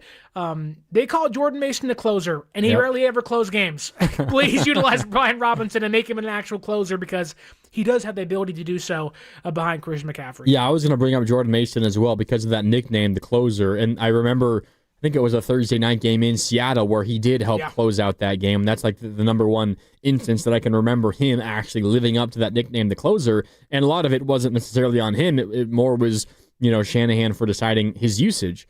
But what Brian Robinson did today that kind of stood out to me, it made me think of not necessarily like a certain Niner running back like a Jordan Mason being the closer, not necessarily a different guy, but just the way Niners games have tended to go in the Shanahan era when they've been at their best. And it was, our run game only improves as the game goes on. We will wear you down, and by the time we get to the fourth quarter, you're tired, and George Kittle is a maniac. He wants to keep running the football. We're running to the left side behind Trent and behind George, and we're going to get 8 yards every carry because you're tired, you're hurting, our guys are crazy people, and we will just run over you more than we did in the first half. And I don't know exactly how much of that with Brian Robinson was related to Trent Williams and George Kittle and the offensive line. Clearly, they were better today than they were last week against a fearsome pass rush, but not a fearsome run defense. But a lot of that is also just Brian Robinson, 6'1", 225. That's a tough guy to tackle at any point, specifically in the fourth quarter when McCaffrey's been gashing them for the majority of the game, and they probably are pretty tired considering how much they've been out there on the field for. So Brian Robinson and his fourth quarter runs just really took me back to like when the Shanahan offense is at the peak of their powers, when their run game just like ratchets up tenfold in fourth quarters. That's what today was for Brian Robinson. You can almost go back to 2019, albeit that was a more running back by rotation with Matt Breida and Raheem Mostert and Tevin Coleman, but Tevin Coleman didn't start games for them, but at the end of the game, he probably had equal carries to the starter because when it was the second half, he was out there getting, the 3-yard runs and 4-yard runs to help put games away and drives away. So, it's not a one-for-one comparison, and nor are we trying to make that, but all that said, he's probably going to get one carry against the Rams Sunday, and we're all going to say, where's Brian Robinson again? And it's like, well, you know where he's at, on the sideline, because Kyle's like, Christian McCaffrey's a guy forever and ever, but I am pleading with Kyle. I don't care if Brian Robinson runs the football one time against the Rams for -3 yards. Give him a second try. Yep. Don't get gun shy. Let him go out there again. I'd rather have Brian Robinson get the football against the Rams than a Kyle Juszczyk quarterback sneak illegal formation penalty on 3rd and 1. I'd rather avoid those if you can. Give your power back to football on short yardage situations. So feed B-Rob. It's not that hard. Yeah. He's 225 pounds. You can't miss him. He's a ginormous human being. Obviously, so much of this is dependent on, controlling the ball. The Niners had the ball for 33 minutes today, and you look at what they did on offense. They ran the ball 39 times, which is the same number they ran against the Falcons, runs on the ground. You look at that to last week when they lost to the Texans 26-15. They ran 10 times in that game. And two of them were Mac Jones, and they controlled the ball for only 18 and a half minutes. So much of this is, of course, dependent on how the game goes. But I think if you're Shanahan, you do have to be a little stubborn when running the ball with your running backs, McCaffrey and Brian Robinson. So we'll see how that continues to shake out the rest of the season. But today was by far Brian Robinson's best and most impactful day as a Niner, as the Niners win 34-24. They're now 6-3. Okay, let's hear from Kyle Shanahan. He addressed the media postgame in New York, technically in New Jersey, at MetLife Stadium. The 49ers get the win, but they might have lost rookie edge rusher, defensive lineman Micah Williams to potentially a serious ACL injury. Shanahan will talk about that and a whole lot more. Here is Niners head coach Kyle Shanahan talking about today's win in New York. All right, guys. Injury from the game, just Michael with a knee. That's all we got right now. Go ahead. Any initial diagnosis there? We're worried it's ACL, but you never know until tomorrow. Did you tell what happened? I didn't see it. How do you assess Mac's performance today, and what does he just continue to show you week after week? I thought Mac did a hell of a job. Extremely efficient what he was doing, going against a real tough pass rush. Probably only one negative play in the game, just the fumble there at the end of the second quarter. Hell of a play by, I think it was Brian Burns who did it. But Mac played really well, took care of the ball, got the ball to the right guys, and made a couple plays with his legs too. How do you feel like Spencer Burford did over there at left guard? Yeah, it seemed like he did real well. Excited to watch him there on the plane, but only one came up, I thought. That wasn't all his fault. Just with the full slide there on one of the sacks, but felt like he did well in the run and pass game. I was excited to get him back. What do you think of Brian Robinson Jr.? I thought he played real well too. Ran the ball really well. Completely flipped me. I went from being extremely angry with him for not taking a touchback to eating my own words and saying hell of a job. Getting past that, I don't know where he got to, but he got close to the 50, I believe. So it was a hell of a return and played real well today. What's it like as a play caller when you can finish a 9-play drive with 8 straight runs? It's very fun. It's awesome. It's so tempting the whole time. You're like, man, can you do it again and get away with it? Maybe we should do a play action or something off of it. No, screw it. We'll just keep running it. And the guys came through, and that's one of the most enjoyable drives that you can go on when it's all run plays. Tatum had 16 total tackles today. What have you seen from him? He's just flying around the field. I mean, he knows how to play the position. He's got a good, real knack for playing football in terms of in the box and making tackles. I think he's getting better and better in the pass game. Had some big hits today. I know he got that one penalty, but from what I saw, I disagreed with it. So we'll see when we see the tape.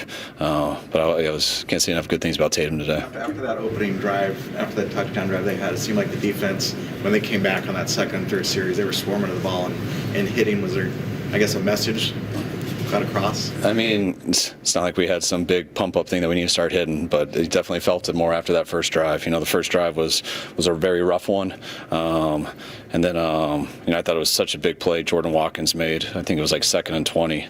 We don't make that completion there. The odds are you're not getting it on 3rd and 20 or 3rd and 15, whatever it was. So that was a huge down. And also, we were going to punt. I thought it was 4th and 2, but it moved up a little bit, half a yard. It was huge again, that sneak on that 4th down and answer. And then after that, the Divas real impressive all game. Given how much of the underneath stuff they were throwing today, how much was the point of emphasis was tackling this weekend? What did you think of how you guys did that? I thought we did better, definitely. We definitely did better. Still looked like we missed some tackles out there. Got a little loose, especially there at the end, giving up some big plays. Wish we didn't let them get in the end zone there at the end. But I was real happy with the defense overall. What do you think about Keon? 6 and 3 instead of 5 and 4. And does it change your approach at the trade deadline as far as adding? Yeah, I think it's been the exact same, regardless of a record. We've been looking at the same all year, so nothing changes based off today. Contributions from Keon White and Cleveland Farrell? It seemed like they did real well. I mean, I know that big play that I saw, the one that Clee made, looked like that ball was, I don't know if it came out, but it was about to come out. But I mean, I thought our pass rush was great, chasing around Jackson all day. It's such a big challenge. Guy's going to be a hell of a player. But I thought we swarmed him very well, and can't say enough good things about the D-line. I know his rehab is the most important thing to Fred right now, but do you know how much time he's spending with Tatum every week in prepping? No, but probably not much. He's rehabbing, and Tatum's real busy doing what we have to do. Was George supposed to get the jet sweep on that? Yeah, he was. Yeah. Pretty bad call, though. What was your message to the team? You guys are 6 and 3, but this division's so tough, so... No message. Just talked about the game, told everyone how proud I was. I thought all 3 phases had a huge part in that game today. Gave them their first victory Monday of the year, so I know they were excited about that. And then we'll see them Wednesday and get back to work. How else was Brock being active or available today, and what do you think for next week? We'll reassess it the same way we did this week. Wasn't that close to doing it. I considered it throughout the week, but I just want to make sure he gets 100% better and don't put him out there too early. Thought about it as a possible backup or emergency, but I think the more time we give him, the better. Does that uncertainty every week where you guys say maybe he'll play, maybe he won't, do you see that affect Mac's preparation at all? No, nothing changes Mac in that way, and we're trying to ease Brock out there into practice stuff, but I mean, anytime you're dealing with this turf toe, it's something that probably won't fully go away all year. Regardless of when he comes back, he's going to always have to deal with it a little bit. Especially if the people you talk to have gone through turf toe. So it's really about just assessing when's the best time to come back, that you have to deal with it the least. And it's a little bit of a tricky decision. Is there a possibility that he'll need surgery after the season? Not that I've been told. Did you get a chance to talk to him afterwards? Yeah, just real quickly. He's just down, and you never know. So I said, hey, hopefully it's not the worst, but if it is, hey, it sucks for this year, but that's all it sucks for. You'll be back next year, and this won't affect you at all. After just 10 rushing attempts last week, what impressed you the most about the running game getting going today? I thought collectively as a team we were able to stick with it. I think last week just the amount of runs was indicative that, we had the least amount of plays, I think, in like 40 years. So I think that affected a lot of stuff. But I thought getting the run game going today, wearing them down, and the way you get those numbers called is how you finish games. To be able to wear them down, get a 2-score lead, be able to stay on the field, have a 10-play drive, or I think 9 other plays were run plays, something like that. So it was a huge team deal getting those run calls, and it feels very similar to Atlanta in that way. How would you describe the shot in the arm that Mac has given you guys in the last month or so? What's that? Sorry. How would you describe the shot in the arm that Mac has given you guys? How much confidence has given the team? I just know how much confidence guys have in Brock. And then when Brock goes down, when you lose your starting quarterback, it's always tough on a team. But the way Mac stepped in there, going back to New Orleans, and how he was that first game, to how he's been in practice, how he was in the offseason, Mac's been great. Christian got more than 30 touches again on the big game for him. I think he leads the league in that. category. Is it a credit to his something that he changed in terms of his practice regimen? You mentioned kind of trying to ease him in week to week this season after maybe he wouldn't hold himself back as much in the previous season. How has that maybe helped? I think Christian's always been pretty durable. I think last year he had something that bothered him in the offseason that never fully went away. And when it finally did get better, he tore his knee on a random run versus Buffalo. So if you ask Christian, and I agree, Christian's always been a very durable player, but when you get bad injuries on stuff, then that affects guys and you miss the year. So Christian's the most conditioned, prepared athlete I've ever been around. He's such a big factor in blocking, running, passing. He's one of the best players I've ever been around. So I'd like to say he figured something out, but the guy goes as hard as he can every offseason, so there's not much more to figure out. All right, that's Kyle Shanahan post-game in New York after the Niners beat the Giants. Final score 34-24. Off the top, as we welcome you back to overtime here on 95.7 The Game, Mark Randy, Sterling Bennett with you. Off the top, he says they fear that Mykel Williams, Niners rookie first-round pick, has a torn ACL, but they never know. They're going to await more testing and results. Likely going to have an update at some point tomorrow. Likely in the afternoon. We'll keep you updated, of course, here on 95.7 The Game. But generally, Sterling, when they say they fear it's an ACL, I don't have a number exactly. I'm just going to guess. I would imagine 95% of the time when they fear it's an ACL, it turns out to be an ACL. This very likely is a season-ending thing for Mykel Williams. Well, I thought the bigger takeaway was Mykel's reaction to it in the locker room. Yep. Of Kyle talking to him for a short period of time.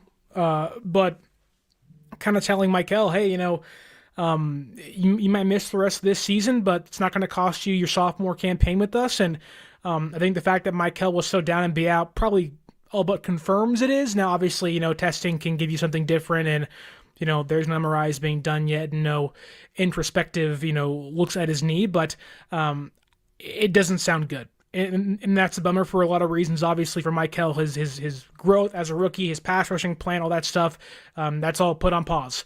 And you hope you can get him back. But we all know, once you go under the knife, sometimes you aren't the same anymore.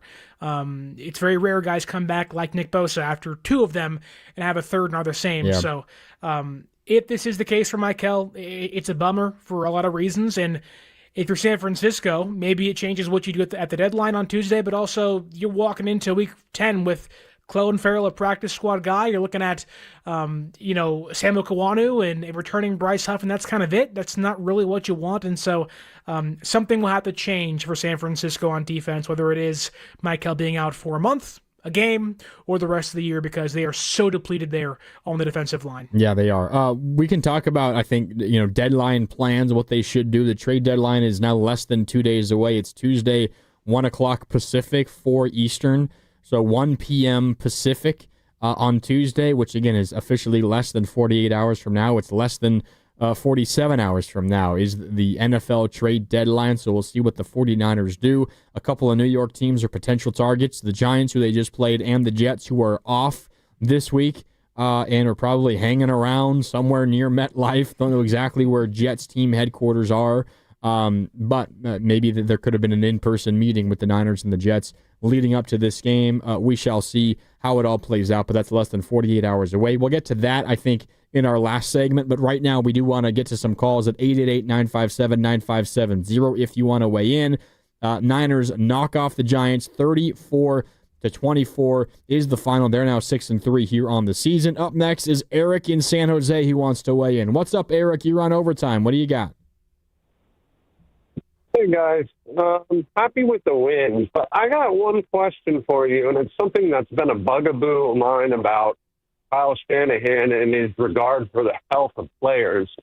MetLife has a terrible field turf. I mean, we remember 2020 when Garoppolo and Bosa went down there. Yep. Why, when you're up 34-17 and you've got a depleted defensive line, is Mykel Williams in there? And then on the last series, Brian Robinson's running the ball well. We know he's a competent complementary back because he's gone over 700 yards in each of his first 3 seasons in the league. Why is McCaffrey getting 2 carries? I mean, you can't keep on giving him 30 touches a game and expect him to make it through the regular season and any playoff games and not feel residual effects. I mean, there's a good study that anytime a running back goes over 400 touches in a season, the next season he gets hurt. So, like, I just don't understand. You know it's bad field turf. Why is Williams in the game? You know McCaffrey's already gotten near 30 touches. You're just running the clock out. You're up 10 points with like a minute left in the game, and you've got a guy who's averaging 10 yards a carry. Why is Brian Robinson not in the game instead of McCaffrey? I mean, it just doesn't seem logical to me. I mean, maybe you guys disagree with me, but that's just like the thing that I don't like about Kyle Shanahan in that regard. I mean, he's a great coach in a lot of respects, but he just runs his guys into the ground and leaves them susceptible to injury, especially because you know MetLife is like a graveyard for ACLs. Yeah. I mean, look at what happened with Malik Neighbors earlier this year. Yeah, I hear you, Eric. I think we mentioned the Mykel Williams stuff, and you're talking about it. Niners up by 17, 34-17, with about 4 minutes left in the game. Giants need to score, onside kick, score, onside kick, score. That's the only way they can make this a football game. And the Niners generally have their number one defense out there, including Mykel Williams, who gets hurt on the first play of that drive. That one, to me, is a little more understandable because, one, he's a rookie, and two, you don't really have a lot of other options. If Mykel Williams is not out there, it's not like you have a plethora of other guys to turn to. So that's one conversation. I think the McCaffrey one is an entirely different conversation, and that's, Eric, why I think you have a really good point, because Niners up by 10, there's about a minute 20 left in the football game. You don't even have to get a first down. You can punt the ball back. You're still up 2 scores. The game is over. But you get a first down, the game's officially over right then. But you don't have to do anything to win this football game. And you run it twice with Christian McCaffrey, who at that point already had 26 carries and 5 catches, already 31 touches on the day. At that point, Sterling, you and I, knowing the game was over, we came on the air and we were already talking, so it kind of slipped past us. But 2 Christian McCaffrey touches on that last drive. I'm with Eric on that one. That makes no sense to me. I don't understand why you're not just giving all those to Brian Robinson and saying, Christian, job well done. Your day is over. Rest up. Get some ice on your knees, and let's get ready for the Rams. Yeah, well, I'd take it a step further. I'd have Adrian Martinez out there. I'd have Sky Moore and Kendrick Bourne and whatever other receivers on your scrap heap out there. I would have, Jake Tunges playing tight end. I'd have all my backup offensive linemen in there. I would take no chances. I'd have Isaac Guerendo, who can't even get snaps on special teams, just taking knees. There's no reason to be out there with your starters. The Mykel one's more tricky, like you said. It's kind of a just circumstantial injury. It sucks that it happens, and you hope he's okay, but it seems like he's going to be out for the rest of the season. That one is more forgivable, but we all know every cut, every juke, every tackle, every snap, every catch is hold your breath. You're at MetLife, and San Francisco almost came out unscathed. And if that was going to be San Francisco's game plan, we're going to finish the game with the starters. The minute Mykel got hurt, that's when you change. Yeah. That's when you say, okay, Mykel hurt his knee. No one else is going, and that actually matters to ourselves or our future. I think that's where you'd want maybe some action to happen, but this is Kyle Shanahan and this is John Lynch. They ain't changed that training staff since they got there. Even the guy who's now in charge was already in the building when the injuries happened in 2020. So it's not as if anything has actually changed for the near 9 years they've been in San Francisco. So I wouldn't expect much to change unless they have a whole referendum done this offseason. Yeah, so Mykel Williams gets hurt, likely. We don't know for sure 100%, but the Niners fear it's the torn ACL, which would officially end his season if that is confirmed. Confirmation one way or another likely coming tomorrow. We'll, of course, keep you updated here on 95.7 The Game. Okay, we got to take a break. When we come back, we'll wrap things up here on Overtime. We got to talk about the trade deadline. That's, again, less than 2 days away. Tuesday, 1 p.m. Pacific is the trade deadline in the NFL this season. What do the Niners do? What should they do? We'll talk about that when we come back. Plus, The Niners get a win, which means game balls are back. Offense and defense game balls. We will hand those out when we return. It's overtime on 95.7 The Game. Grandy and Sterling with you. Niners beat the Giants 34-24. Back with one last segment coming up next on 95.7 The Game. We finally switched to T-Mobile because with them, we can be connected here and there. ¡Listos todos! Estas son las mañanas. Now we just need to harmonize. Switch today. Get 4 Samsung Galaxy S25 phones with Galaxy AI. Plus, get 4 lines for just $25 per line. Visit a store, T-Mobile.com, or call 1-800-T-Mobile. 1-800-T-Mobile. For well-qualified customers with autopay plus taxes and fees and $35 per line connection charge. Minimum 4 lines on plan. Contact us if canceling lines. Plus $5 per line without autopay. Debit or bank account required. Visit T-Mobile.com. It's being called the Golden Bonanza Sweepstakes. Thanks to our friends at Mako, the DP Show, proud to be a part of this, giving listeners a chance to join us in San Francisco for Super Week. That's right, a trip for 2, including round-trip coach airfare, 3 nights, hotel stay, ground transportation, and VIP access to see us do our show. If that's not enough, Mako also giving away 5 free paint jobs and 10 Mako and DP Show swag bags as runner-up prizes. It's really simple to enter. You go to danpatrick.com. The best news, you can enter daily for a chance to win. You can also receive a 25% off coupon to use at any Mako shop. Visit any Mako location now for a free estimate and redeem the coupon. Terms and conditions apply. Remember, go to danpatrick.com for official rules. No purchase necessary. Void in Alaska, Hawaii, and where prohibited. Open to contiguous U.S. D.C. residents 18 or over. Ends 11/23/25. So, how's your research going? Surprising. After I figured out the top-rated TVs in our price range, I went shopping for deals. And who's the best? It wasn't the internet, and it wasn't the warehouse club. But? It was video only. They had better deals on the Samsung, LG, and the Sony TVs that got the highest scores. Better than online and at the club? I know! Video only beat them all. And now we can afford an even better model for the same price. My research really paid off. If we buy it video only. Exactly. Otherwise, we'll be sorry.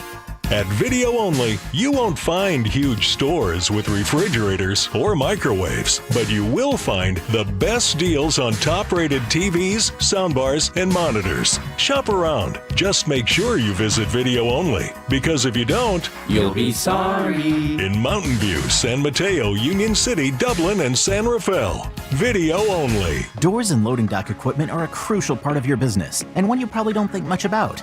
Until they break. A broken door or dock leveler can be a real security threat, along with disturbing the flow of goods in your business. Luckily, RNS is here for all your commercial door, dock, and gate needs. From overhead doors and security shutters to fire-rated and personnel doors, RNS can provide your business with safety and security. Call 800-FIX-A-DOOR to schedule a free estimate or visit rsdoors.com. RNS Doors. Look for the red truck. Attention! Have you racked up $10,000 or more in credit card debt?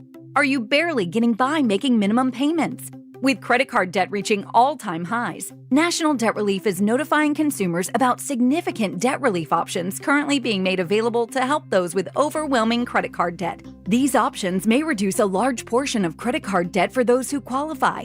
You don't need to declare bankruptcy or take out a consolidation loan, and you may only have to pay back a fraction of what you owe, even if you have bad credit.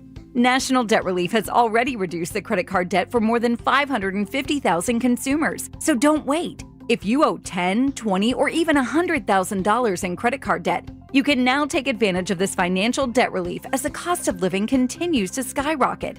To check what debt reduction you may qualify for, call 800-848-2299. 800-848-2299. Again, that's 800-848-2299. Change is always happening. It's part of life. And when it comes to music, change is all around us. Songs are rewritten, classics are remixed, bands and artists come and go. Even our taste in music changes. Here at Xfinity, we know there's still good in keeping some things the same. That's why we want to do our part with a 5-year price guarantee on our internet. It means no matter what changes, you get 5 years of the most reliable Wi-Fi with our best equipment included for a price that stays exactly the same. Surprised? Life is full of them. One internet price, 5 years, guaranteed. Learn more at Xfinity.com/deals. Restrictions apply. New residential customers only. Taxes and fees extra and subject to change. Most reliable Wi-Fi based on OpenSignal Awards USA. Fixed Broadband Experience Report, August 2024.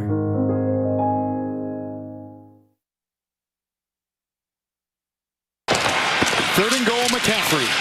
With a block by McKivitz and a block in there by Pooney. Touchdown. Another one. Second today for McCaffrey. 16th career game of one or more rushing touchdowns and one or more receiving touchdowns. Now the most all time. He's got 16 games like this, and he broke the tie with Marshall Faulk, who had 15. Now back to Overtime. Instant reaction to the game with Mark Grandy and Sterling Bennett. We are the Bay Area's football station. 95.7 The Game. It's a hell of a stat there from Kevin Harlan on CBS. Christian McCaffrey with that touchdown run. Third and goal from the 3. That made it a 34-17 Niner lead. That was the official icing on the cake that put the game out of reach.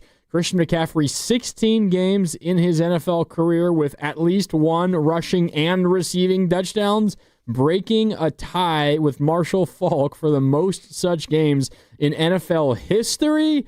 Man, 16 such games with a receiving and a rushing touchdown. Christian McCaffrey, Sterling, is unlike anyone else that we have seen in the NFL. Christian McCaffrey is special, and he was special once again today. 106 yards on the ground, averaged about 4 per carry. He did get 28 carries. It was not incredibly efficient on the ground from him, but still 106 yards. You'll take that. And he was, guess what, the team's leading receiver, both in terms of catches and receiving yards.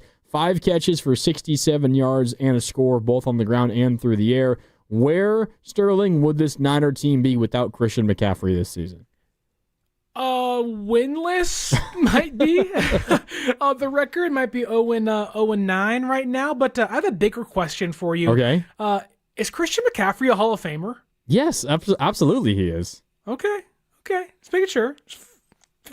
Thought I'd ask. Right? Like, maybe big questions on the show. That doesn't seem that crazy. He's a Hall of Famer when it's all said and done. Yeah.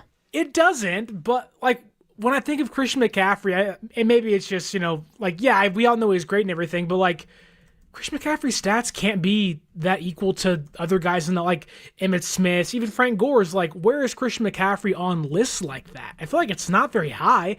Every week he breaks a record, but I'm like, yeah, is Christian McCaffrey really that good throughout his whole career? I don't know.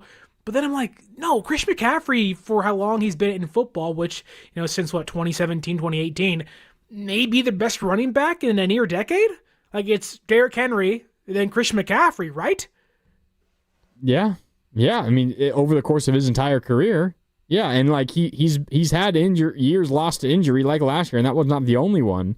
And the fact that he's still up there in terms of total yards. Now, McCaffrey has the unique ability to do it both through the air and on the ground, which oftentimes, like Hall of Fames, and he's going to be a Hall of Famer. Like, there's no doubt in my mind. Oftentimes when it comes to Hall of Fame, like the more unique you are, like helps you out big time. So like even though that say you combine McCaffrey's rushing and receiving yards, maybe that still doesn't even equal like LaDainian Tomlinson's rushing yards or Adrian Peterson's rushing yards alone.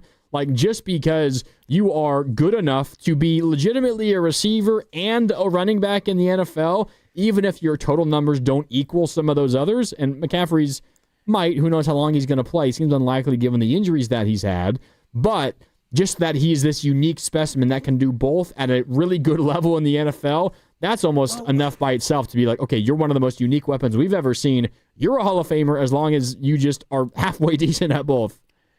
Right, but then like in one breath, Devin Hester, who is an amazing returner, was a bad cornerback and a below-average receiver, but he was an amazing kick returner, rightfully so, is in the Hall of Fame for the one thing he did that he was elite at. Meanwhile, Roger Craig, who was like CMC before CMC, can't even sniff the Hall of Fame. Well, yeah. Like, that's my concern, that Christian McCaffrey becomes, funny enough, in the same jersey, Roger Craig 2.0, and never goes to the Hall of Fame, which, hey, Canton, let's get Roger Craig in the Hall of Fame. My goodness, why isn't he in there yet? But, like, that's my concern of, like, CMC's great, but they don't reward guys like him very often when it comes to running backs because Roger Craig isn't in, so why should CMC get in? Well, you're right about Roger Craig. My mind doesn't go to that means I'm scared that McCaffrey won't get in. My mind just goes to that's absolutely pitiful by Canton that Roger Craig isn't in. Yeah, that's also true. They've made a terrible mistake with that for years and years and years. Yeah. I don't think they're going to make that mistake with McCaffrey, but definitely Roger Craig deserves to be in. A quick update around the NFL. We're keeping an eye on games in the NFC and specifically the NFC West. It is halftime in LA at SoFi. The Rams lead the Saints 20-10. It was worse. It was 20-3, but the Saints got a touchdown the very, very, very end of the first half to make it 20-10. I believe. Let me see. Who gets the ball to begin the second half? The Rams will get the ball to begin the second half. So, how special. Yeah. I would not cross your fingers that the Rams are going to lose today if you are a Niner fan. The other important game in the NFC West is Seahawks and Commanders. That is the Sunday night game tonight. So if you're out here on the West Coast, 5:15, 5:20-ish on NBC for Sunday Night Football between the Seahawks and the Commanders. Niners, though, got the win today, 34-24. We mentioned Spencer Burford, who started at left guard for Connor Colby. Ben Bartch might be returning soon for the 49ers, who started week 1 at left guard. He got hurt. It has been Connor Colby ever since until today, Sterling, when Spencer Burford, who we've basically only seen at tackle for the 49ers at times, both sides of the offensive line. Now he's playing left guard. He replaced Connor Colby, not because Colby's hurt, but because they benched Connor Colby, who, again, initially a backup and is a rookie and not drafted highly. No major surprise there that he has not held on to that job. But the Niners offensive line today, Sterling, Trent Williams, Spencer Burford, Matt Hennessy, Dominic Pooney, and Colton McKivitz from left to right. I know this is a Giants run defense that is pitiful, one of the worst in the NFL. They do have a really quality pass rush, and Mack was still under some pressure in this game. He was sacked twice. One of them by Brian Burns ultimately was a strip sack that resulted in the Niners' only turnover of the game. Largely, though, I thought the offensive line, it's hard to split, was it the Giants not being good on the ground, or was it the Niners' offensive line playing well? Largely, though, I felt like this was one of the better performances for the Niners' offensive line, especially when you compare it to what happened last week in Houston. I know that's a very fearsome front, both through the air and on the ground, but the Niners' offense bounced back today, and they were much, much, much better today. Well, I think it's maybe more important to say that this may have been one of the best pass rushes San Francisco's offensive line has faced all year. This is up there with the Texans, albeit below them, maybe the Rams, maybe Jacksonville's. This is an aggressive Giants defense that wants to get after the quarterback. Brian Burns, I think, came in this game leading the entire league in sacks with 10. Yep. Now he's 11. 3 of those guys, Abdul Carter was a top 5 overall draft pick. Kayvon Thibodeau, go Ducks. First-round draft pick out there in New York. And then Brian Burns, all 3 of those guys have over a 10% pass rush win rate. Abdul Carter's inside the top 10 in that stat. So it's not as if you're playing some scrubs or a bad Giants defense. You're playing a more formidable front four by this Giants defense. So I thought they gave Mac Jones plenty of time to throw. While maybe there was some plays you want back, I know Kyle mentioned one Burford sack that was given up. There may have been some Hennessy help that wasn't there, but I thought from last Sunday to this Sunday, it was like an entirely new unit, which maybe Connor Colby not playing is the big difference maker for this one, because I thought Burford was awesome. Having somebody next to Trent where Trent isn't playing really 2 positions at once helps a 36-year-old left tackle with a bad ankle. That does give me hope that as the year progresses, if they can get healthier, Ben Bartch comes back, that you may not only be able to protect Mac Jones, but maybe also Brock Purdy if he returns in the next couple weeks as well. Well, you brought up Brock Purdy, and one thing that Kyle Shanahan did say, and we heard Shanahan talk about this earlier, about 20, 25 minutes ago, we heard him talk, and he said, quote, it wasn't that close that Brock Purdy was to being active today. And the big line from Shanahan on Friday was he's not going to start, but there's a chance that he could be available. He ended up being the emergency third quarterback today, but they showed him on the sideline multiple times, and he was not dressed. I don't think he was the emergency quarterback. I think it was, you're not playing at all. Don't even think about it. Well, there was reports this morning let me know if I'm wrong. They were kind of dueling reports. One of them was that he was inactive, but then there were later reports that the Niners came out and said, well, he's the emergency third quarterback. But regardless, he was on the sideline, but not dressed, wearing, a Niners baseball cap and, like athletic gear, but not a jersey, not pads, not anything. So it did not seem like he was the emergency third quarterback. And then Shanahan says post-game that he was, quote, not that close to being active today. And then he later on went on to say it's something, meaning the toe, that probably won't go away all year, won't fully go away all year, regardless of when he comes back, which is very, very concerning for the 49ers. Not that you don't trust Mac Jones to keep you in football games as he has. He's now 5-2 and 7 games started. But the fact that we're talking about this issue for Brock Purdy that has already cost him 7 games is not going to go away for the whole season. Yikes. This was 10 times worse than any of us thought it was initially. Well, I think on top of that, when you hear, he's not close, it certainly makes you think that, okay, week 10's in jeopardy as well, which I think for Brock, the injury report may always have him questionable because it's a week-by-week thing. It's a day-by-day thing where one day Brock feels good, the next day, hey, my toe hurts and I can't practice or whatever. So, like Kyle said, it's not going away. But he also was asked, will he need surgery in the offseason? And the answer was no. Yeah.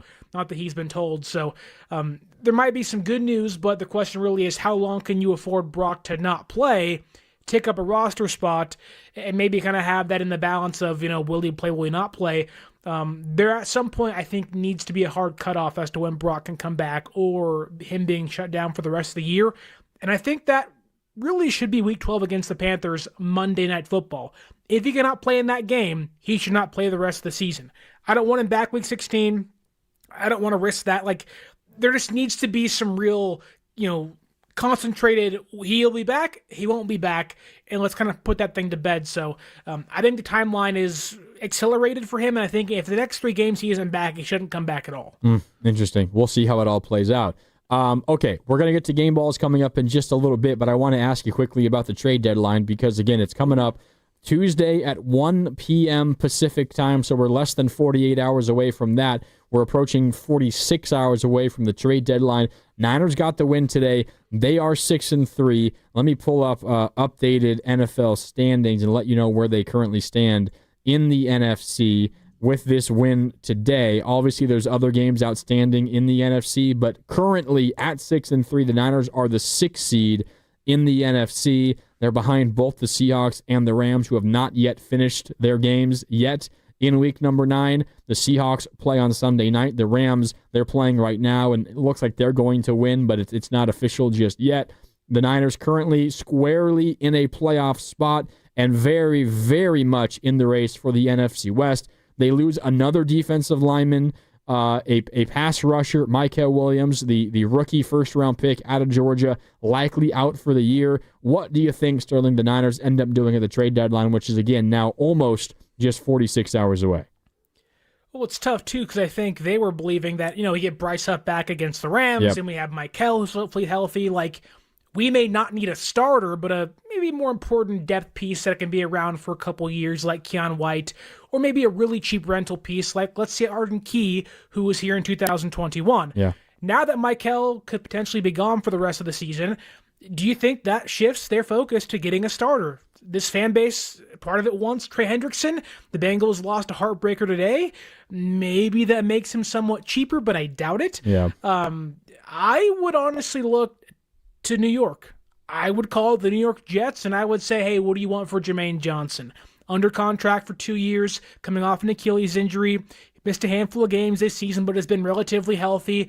He can start for you. He can play inside. He can play outside. He's cheap, and he knows Robert Saleh's defense, having played in it the last couple of seasons. So I think they have to find a starter, but I do think their net is somewhat limited because you don't want to break the bank for guys that aren't going to be here past this season.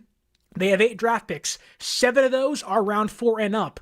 It's tricky. They are a very thin margin of error, but I do think there are some guys they can go out there and get, like Jermaine Johnson from the New York Jets. That's who I'd pick. Grandy, though, it's tough because they're kind of in a bind now, in a pickle. You want a starter? You want a bench piece? Or do you not make a move at all and say, hey, what we have is what we have, and we'll figure things out as we go on. Yeah, I don't think they're going to be shopping in, like the most expensive aisles. Like I don't think Trey Hendrickson is really on the table for them, unless the price were to come down drastically. But that does not seem to be in the Bengals like lexicon. Like the Bengals are a nightmare to do business with, whether you are a player on the Bengals or you are a team trying to trade with the Bengals.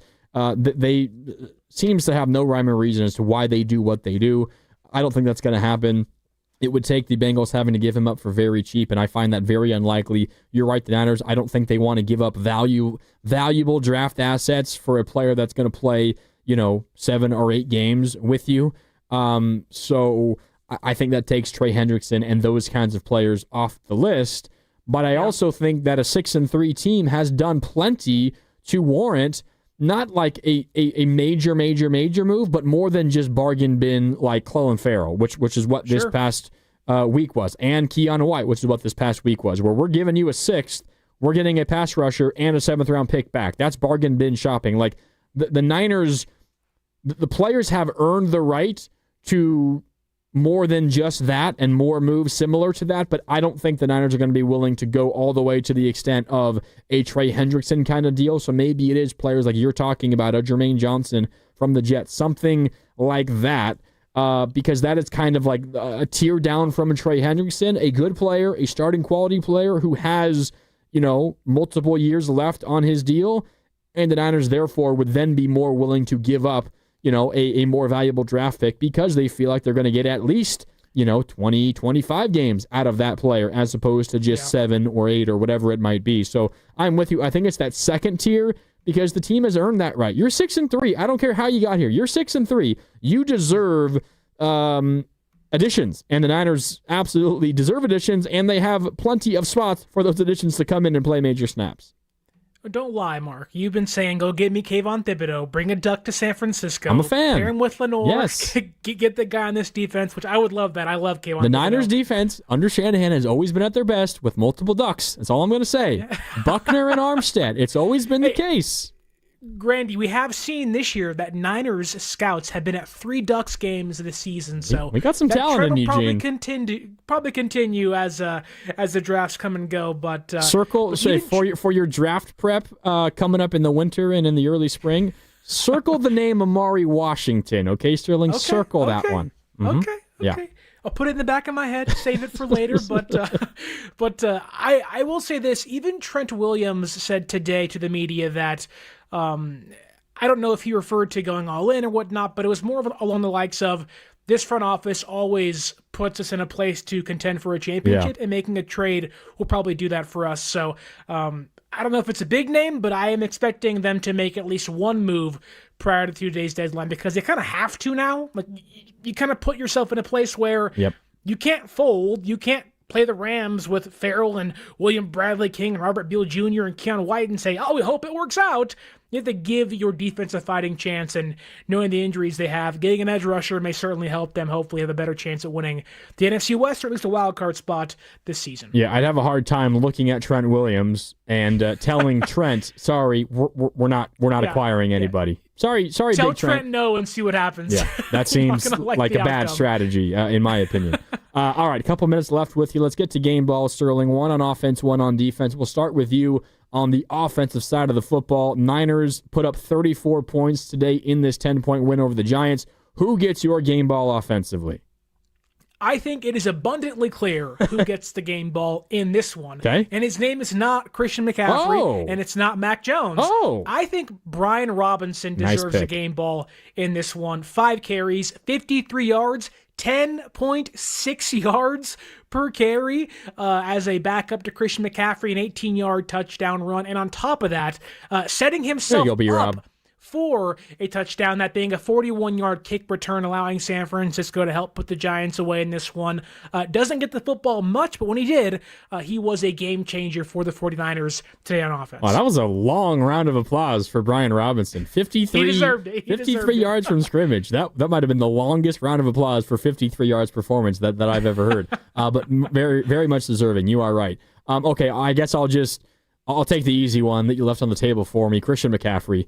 106 yards on the ground, got a touchdown on the ground, led the team also in yards and catches through the air, 67 yards, 5 catches, also a touchdown there. So that's 173 yards from scrimmage and 2 total touchdowns, 33 total touches. The touches are just astounding to me. I mean, Christian McCaffrey is an animal. He's a beast. Without him, the Niners would have maybe, you said 0 wins, maybe at most 2 wins without Christian McCaffrey. At most, maybe 1, maybe 0. You're right. Like, Christian McCaffrey is absolutely the Niners' most valuable piece other than having a quality quarterback. But considering that they got 2 quarterbacks they feel pretty good about, Christian McCaffrey might be the Niners' most valuable piece. That's how good he's been. You left it for me. I had to take it. Christian McCaffrey, game ball on offense. So 2 running backs get the game balls in this one. That's the kind of game that this was, Sterling. You know what's crazy, though, is that Christian McCaffrey, for as limited as the offense has been on the ground, is still somehow like firmly in the offensive player of the year conversation as a running back, but is playing receiver, 100 yards of scrimmage, I think, every game but the Texans one. Yeah. That's how good he's been this season. He's just incredible. Everything he does, like whenever he gets the ball in his hands, it can go for a touchdown. It can be 5 yards, 10 yards. He's just so dynamic. He's a game changer. And when you have guys like that, it changes the entire game for you. So CMC, as always, if you feed him, he will score. That's how good he is. And he scored twice today, once through the air and once on the ground. 16th time he's done that in his NFL career, breaking a record, setting a new record. Okay, defensively, Sterling, who gets your defensive game ball, and what was a really good performance by that unit through 3 quarters, but really the whole game, but specifically through 3 quarters? I'm not going to lie, Mark, I have no idea. Because it's kind of a bunch of no-names, nobodies. There's one really big standout one, but how about the guy that was signed off the street earlier this week? How about Clelin Ferrell, former San Francisco 49er, comes back, gets a huge sack today, gives the Giants a 2nd and 17 in their own part of the field, I believe, setting up a punt, and then San Francisco scoring later on in the first half. But it wasn't really sure what he'd do, didn't know how many snaps he would get, but a big sack in this one gave San Francisco some valuable depth on the edge, and I think for a team that needs it now, Ferrell might become a pretty integral part in this defense going forward. Oh yeah, I mean, they need it. Just any healthy body at edge, you suddenly become very valuable because the Niners don't have anybody there. Good pick. I guess I'll take the obvious one here as well. I mean, it's the guy that led the team in tackles by a country mile. He had 16 tackles in this one. The next highest was Upton Stout and Renardo Green with 6 each. Those two had pretty good games as well, as did Malik Mustafa, who was a tackle behind those two. But Tatum Bethune was all over the place. That's kind of what you expect when you play that position. Like you're gonna be in on a lot of plays. So oftentimes those tackle numbers I think can lie. Just because you have a lot of tackles does not mean you played a great game as a linebacker, but I thought he was pretty good in coverage as well. I didn't count that many times where he missed a tackle. Oftentimes, the Giants would throw underneath. That was basically their entire passing offense today, and they had to run to get to the first down. I thought Tatum Bethune was a pretty sure tackler, did not allow the Giants to get past him for first downs on catches and runs. He had a good pass breakup over the middle on a 3rd and 10 play late in the first half to Theo Johnson that kept the Giants to a tough field goal attempt, which resulted in a miss, by the way. So he might have saved the Niners 3 points on that play right there. Tatum Bethune, of course, is no Fred Warner, but considering the guy has not played a lot of meaningful regular season snaps, Sterling, he's been, I think, as good as you could have hoped for. So Tatum Bethune gets my game ball. We have ridden the Bethune roller coaster. Phenomenal against the Falcons, really bad against the Houston Texans, and really good today. So a good bounce-back performance. Hopefully this is a more consistent version of the Bethune that we get as the season goes on. And you're playing the Rams next Sunday. They want to target the middle of the football field. Bethune will have a big test with Puka Nacua, Matthew Stafford, of course, and Devontae Adams. So another big game ahead, but the faith is growing in Bethune to become maybe the next really good Niner linebacker. He has the makeup, he has a body, he has the build, and today was a really good performance today. Yeah, absolutely. He was really good. And by the way, those Rams who are in San Francisco next Sunday, they are leading 20-10 over the Saints down in LA right now, middle of the 3rd quarter. Rams have a 3rd and 11, so maybe the Rams have to punt the Saints can get a big stop, and we'll see how that game plays. Come on, Saints. The next Niner game, as we talked about, Rams in town on Sunday at 1:25. Unfortunately for Sterling and I here on Overtime, the Warriors are taking on the Pacers that same day, and the time overlaps. So there will not be Overtime next week. But, of course, follow along for everything on our social media at 95.7 The Game. Sterling has a bunch of great coverage on his Twitter as well, at 49ers_access. But no Sterling and Grandy wrap-up for the Niners versus the Rams next Sunday because of the Warriors. You, of course, can hear the Warriors game here on 95.7 The Game. But, Sterling, I'll miss talking to you next weekend. We'll catch up, though, a handful more times the rest of the season. And a hell of a win today. It's always fun getting to win in New York City. Yep. It's a Manhattan state of mind, brother, and a win certainly helps. It certainly does. All right, that's Sterling Bennett. I'm Mark Grandy. For our guys behind the glass, Cam Williams and Steven Risotto, thanks to all you guys for listening in, for calling, for texting, for chatting on the YouTube. Thank you so much for listening. Have a great rest of your Sunday. Go Saints, and we'll talk to you next time on 95.7 The Game. Comcast Business can help turn your small business into a connected, secure, modern business. It's how restaurants become reliably